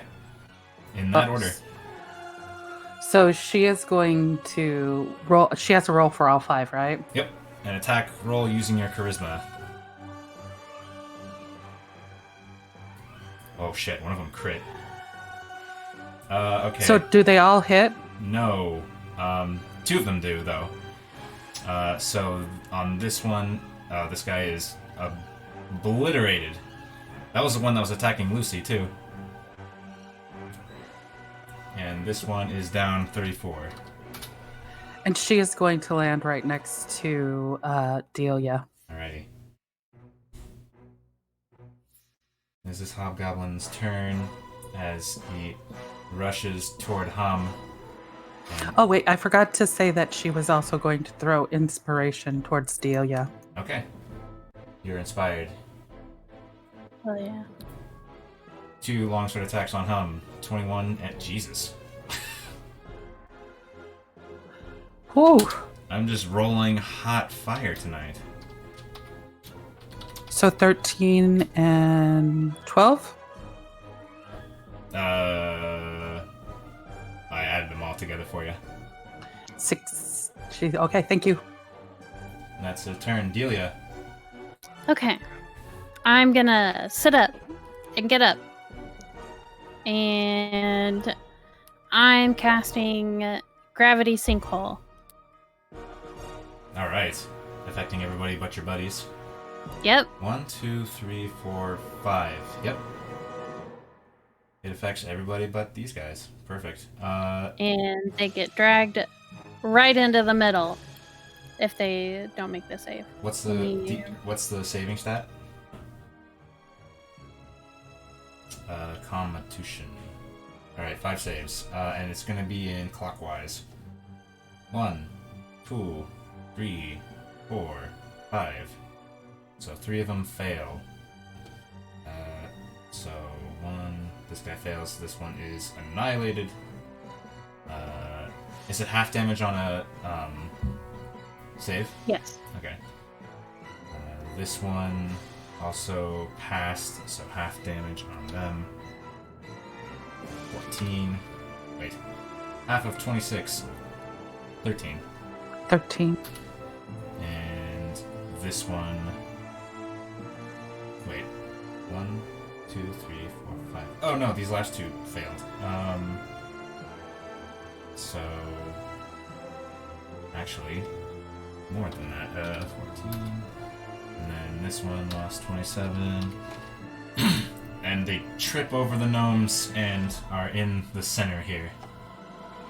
This one passed and just gets down to not much. Okay. And I'll get rid of the area of effect. Tadias, you're up. Hey, quick question. Does Lucy have initiative? No! I can roll for her real quick. I have her sheet up. I can roll. Oh, well, there you go. I already did it. She can act now before Tadias. Sounds good. Lucy is going to bite the one that's right behind her. Alright, the one that was pulled in. Are they prone or anything, or are they just pulled? That's a good question. Let me read it real quick. That definitely matters. On a failed save, the creature takes 5d10 force damage and is pulled in a straight line toward the center of the sphere, ending in an unoccupied space as close to the center as possible. No words of prone, okay. So don't have advantage on this. Chomp chomp. Oh, that misses though, unfortunately. Alright. Tadias, it's your turn. Alright, Tadias is going to, because he was actually standing, because he walked over to Snow. And my doorbell goes off for some reason. 1 second. Right on your turn, too. Right, alright, we're good. Okay. So,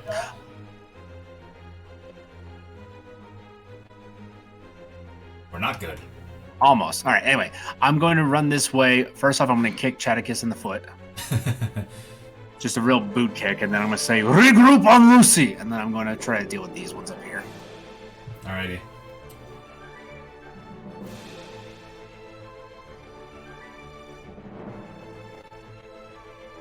Ren just offhand leans over to Oxor and says, "Those gnomes are scary."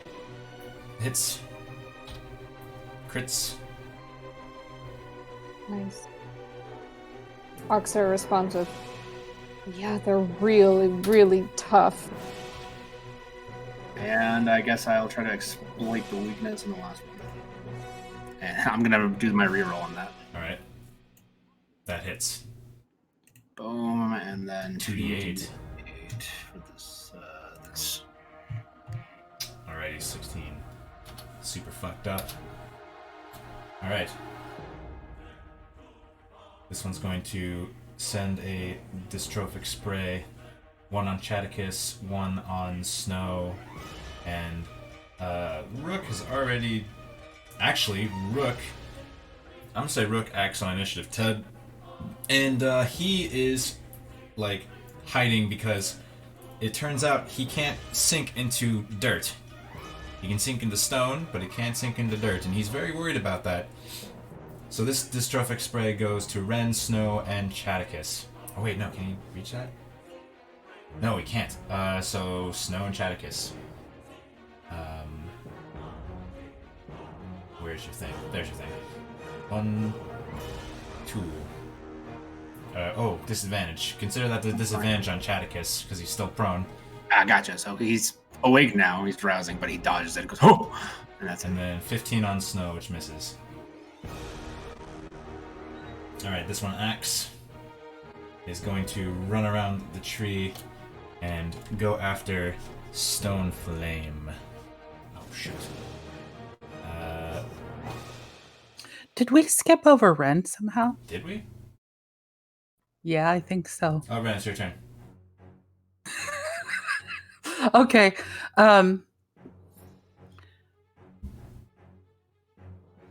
She's going to run up to this one and just go crazy. She's going to enter rage as she's running towards him. Alright.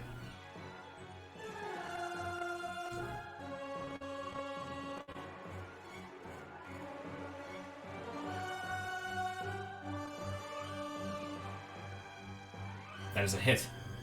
Oh, crap. I didn't mean to roll that great axe one. It should have been a momentum strike. The momentum strike hits. Okay, so the first great axe attack is... Yeah, wow. That's not a lot of damage. What's the total of that? I can't do that math in my head. 20. 20. 20, okay. And roll another d4 because of the momentum strike. Because you critted on it. Okay. Well, you rolled a d... You did roll a 20, so... It just wasn't the right macro.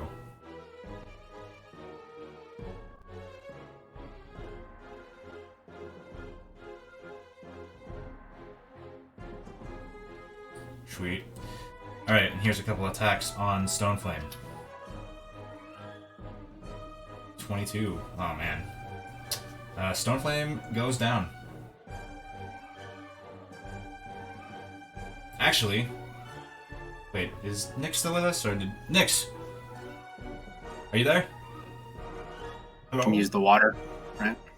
She could use the water thing to keep him up. I think he also has this, like, endurance thing as a Goliath, right? Oh yeah, I don't have that on his character sheet, but I should. He'll use Stone's Endurance, which is D12 plus con mod, right?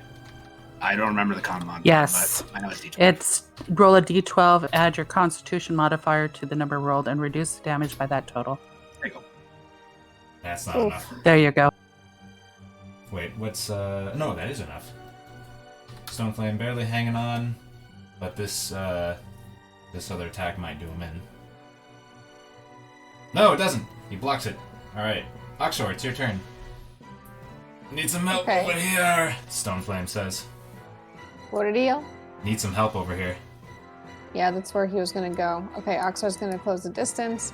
Gonna go for this guy right there. Okay.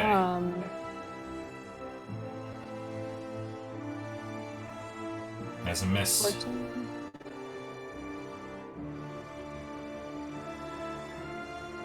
Oh. You Alright. The blade passes right through his armor, and then you see this flash of light, and the hobgoblin just sinks to the ground. Alright. Nice. Okay. And then that's pretty much all he can do. He already moved like pretty much 30 feet, so that's gonna be the end of his turn. Alrighty. This hobgoblin jumps over here, drawing their darkness wreathed sword, and attack Tadias. 1 and 2. One Missing. hit. That's not that The other one misses for 5 damage in total. This one is going to come over here and actually just run up to Vox and attack her. Are you with us, Nyx? I am. All right. Can't hear you too well. But here are 2 attacks coming at Vox. 9 and 19 to hit Vox. Alright, for 12 damage, moving on. This one's going to attack Ren. Oops, sorry. Oh, I forgot to add my Whoa. aura of the Sentinel How- actually with the initiative. I accidentally hit it when I clicked on the page. Ah, interesting. Well, too late now. You can Yeah. remember it next time. Yeah. This one attacking Ren. 1 and 2. 21. First one hits. First one misses, second one hits. Snow. Alright, I'm going to use my bonus action to cast Healing Word on Stoneflame. Okay.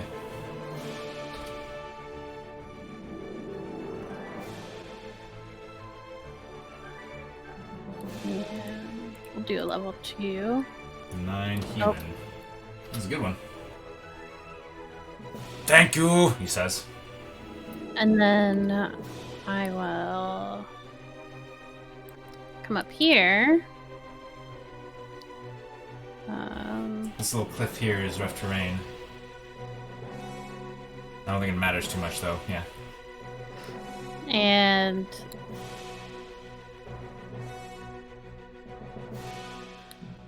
I think instead of using ice, she's going to be using her mace. Okay. Because she still feels a little... She's not very confident right now. Hmm.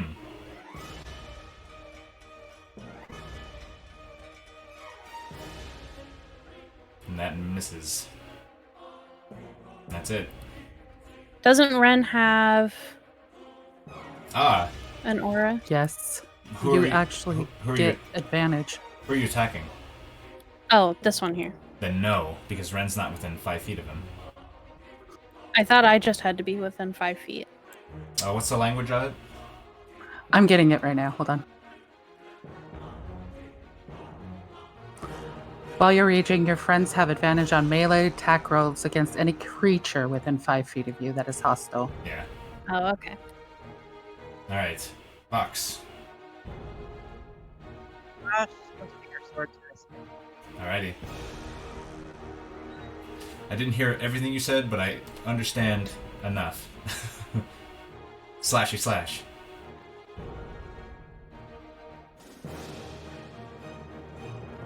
Do you want us to slashy slash for you? I hit it, but I guess Aw. it's not coming through. Yeah, okay. 16 misses, unfortunately. Alright, well, what is Bit doing? You have 2 turns in a Oh, row. where is it? Oh, why is it so low? Her Why? health. Did she Because get you attacked? hadn't rested yet. That's from the... Oh, okay. Yeah. Okay. Last turn I had her using her Soul Bolts.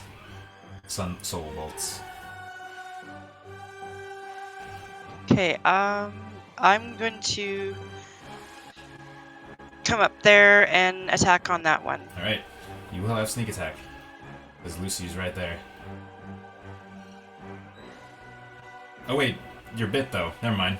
Yeah, I'm dead. Monk out.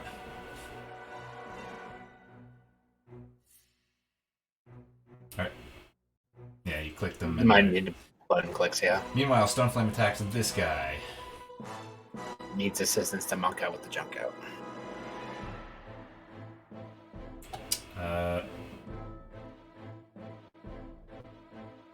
He does not recharge his thing. He's going to attack this guy with normal... Ah! There they are. The 28 hits. I'll roll the damage. Or that much. Alrighty. 14 damage. Oh, and you clock this one so hard, they fall down. It is now Stoneflame's turn. And he's going to attack the one in front of him with vigor. 1, 2. He doesn't have advantage, but the 21 hits. So, eh.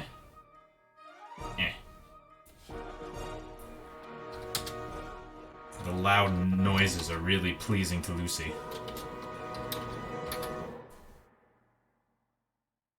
And, Bit, you notice as this hobgoblin falls down that, their teeth clench very much, and you hear a cracking. Jadicus, you're up now. Jadicus will rouse with half of his movement to stand up.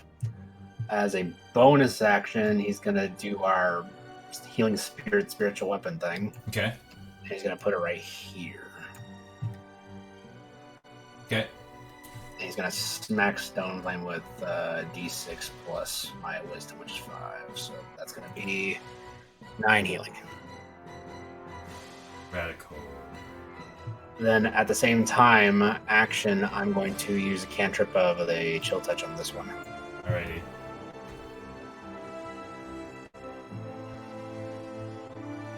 It's a And that's giant. going to miss. That's gonna miss. Okay, and how much health did Stoneflame get? 9. 9.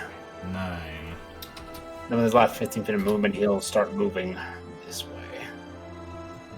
Alrighty, Velia. Okay, bonus action. She's gonna move Hunter's Mark to this one down here Okay.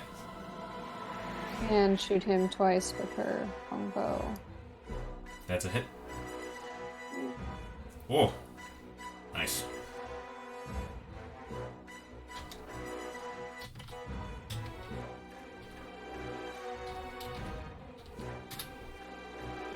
You 2 arrows, one in the shoulder, one in the neck, and he falls over. Excellent. That's the end. She's gonna actually kind of move a little bit over here. Alrighty, Ren. Hold on a second, buddy. Ren is going to swing away at this guy in front of her. Alrighty. Sorry, my kid's in here talking to me too. No worries. We'll get through this fight and then we'll call it. 22 hits. 24 hits. 17 hits. He is down. She's gonna move forward and hit the other guy with this momentum strike then. Nice. With that follow through. For 10. Okay. Now Snow gets that extra advantage. She do. Alright. This one in front of Tadias that he fucked up is gonna try to fuck him up back with 2 attacks. 1 and 2. Oh, he crits one of them. But it's a very sad crit. Just that 26 will hit, so that's 6, 9, and 10 damage. Yeah. Alright, Lucy. Lucy's gonna snap at this guy next to Stoneflame because she really likes Stoneflame and does not like that he's being picked on. Alright. She can see that he's not doing well. He is, in twain, you hear this crunch of shield, armor, and sword. And then a plop of a body. Good girl, Stoneflame. I mean, Lucy. Hum, it's your turn. Hum's got her chimes out still. All right. She's gonna take another ring at that. Nice.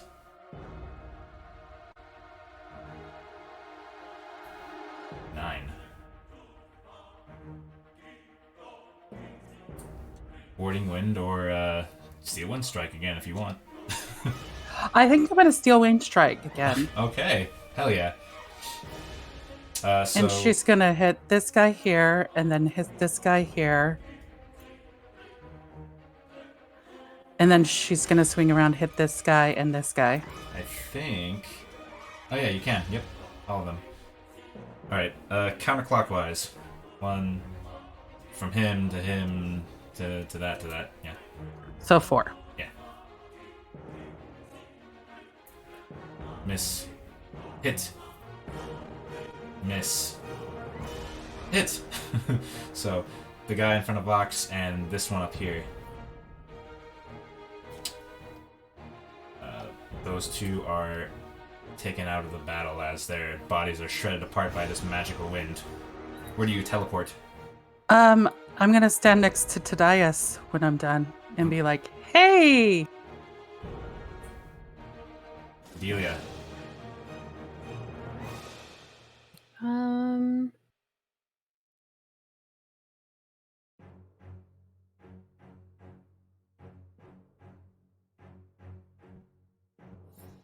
I think I'm gonna kind of skirt around here and try and like push myself between Lucy and this guy and see if I can't get a good angle on lightning bolt for like half a second. Oh, yeah. You could also mount Lucy and do that. Well, kind of. You can do it. You can do it. You can crawl under Lucy a little bit. Actually, you can share a space with Lucy because you're small and Lucy's large. Right? Do I have that wrong? Something like that. I mean, you can move into their space and then move out. You just can't end your turn there, so that should be fine. Anyway, I'm gonna it works. point some finger guns out and send a lightning bolt out at them. Zappity zap zap. Alright, this is a dexterity save. 1, 2. No, they both fail. And they both get obliterated. Oh wait, no, they don't actually. This one does. The one in front of Delia, totally gone. This one still has some life left in him. And Tadias, maybe you'll take that life away. We're gonna do our best to. I'm gonna take out the blood glint and I'm just gonna try to drive it into his neck. Alright, that's a hit. For 12. As he cries out, "Ah!" And then I'm going to try to turn it, and I'm going to try to knock him out unconscious with the other one. Okay. I'm going to improvise that one, so re-roll. That hits. You gonna try to knock him out? Mm-hmm. Okay. So he stumbles back a bit, and you find that your blow meant to subdue does not subdue. They seem to be immune from the unconscious condition. What a life. Well, then he's gonna die. Third attack. I'm gonna improvise that. Let's do it. I'll burn it. Alright, he's down. Bonus action dash. I'm just gonna be pretty much here. Alrighty. That one is going to take a few swipes, one at Snow and one at Ren. Ooh, Ren gets critted on. So 18 becomes 9 slashing plus 6 necrotic. She's gonna use her stone's endurance. Alrighty. Can I use my reaction? You can. That hits. Bang! You also get Divine Strike. Let's see, 7. Alright. That one is dead. Oxor. How's Stone Flame looking? Stoneflame has 20 HP out of 100, and so he's pretty hurt. Okay, I'm gonna cast Healing Light on him. I'm gonna use 3d6 for it. Alrighty.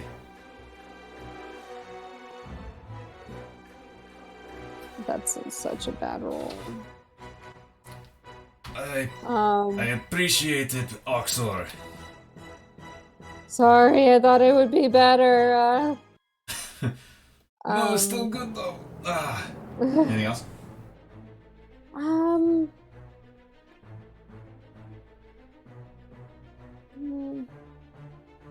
really have like. Oh wait, actually, and can I get a clear shot for I'm just gonna cast Eldritch Blast on this one. 120 feet. Yes, he's gonna have some cover. Okay. Oh, I'll do it anyway. That hits.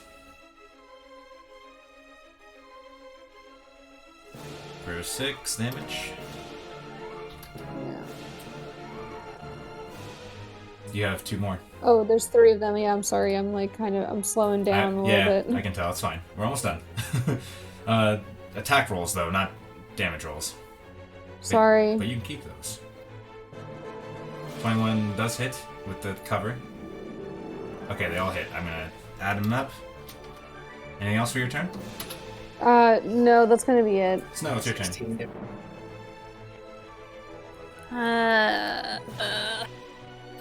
I think we'll just whack him. Finish the point. That's a hit. There's a crit.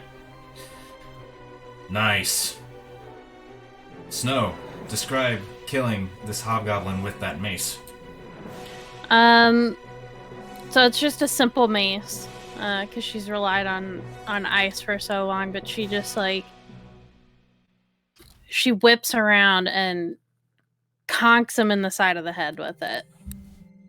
Shatters his skull, and despite his skull being his mandibles being broken, his teeth still clench and crack under the pressure as you find that all these hobgoblins fall and die with their eyes open, and the night goes quiet. And that's where we'll end our session. Thanks for watching, Joy. Bye, Joy. Bye, Joy. Bye, Joy. Bye, Joy. Hi, Joy. So, game business-wise, you'll get a long rest in, guaranteed, and level up GTF to level 11.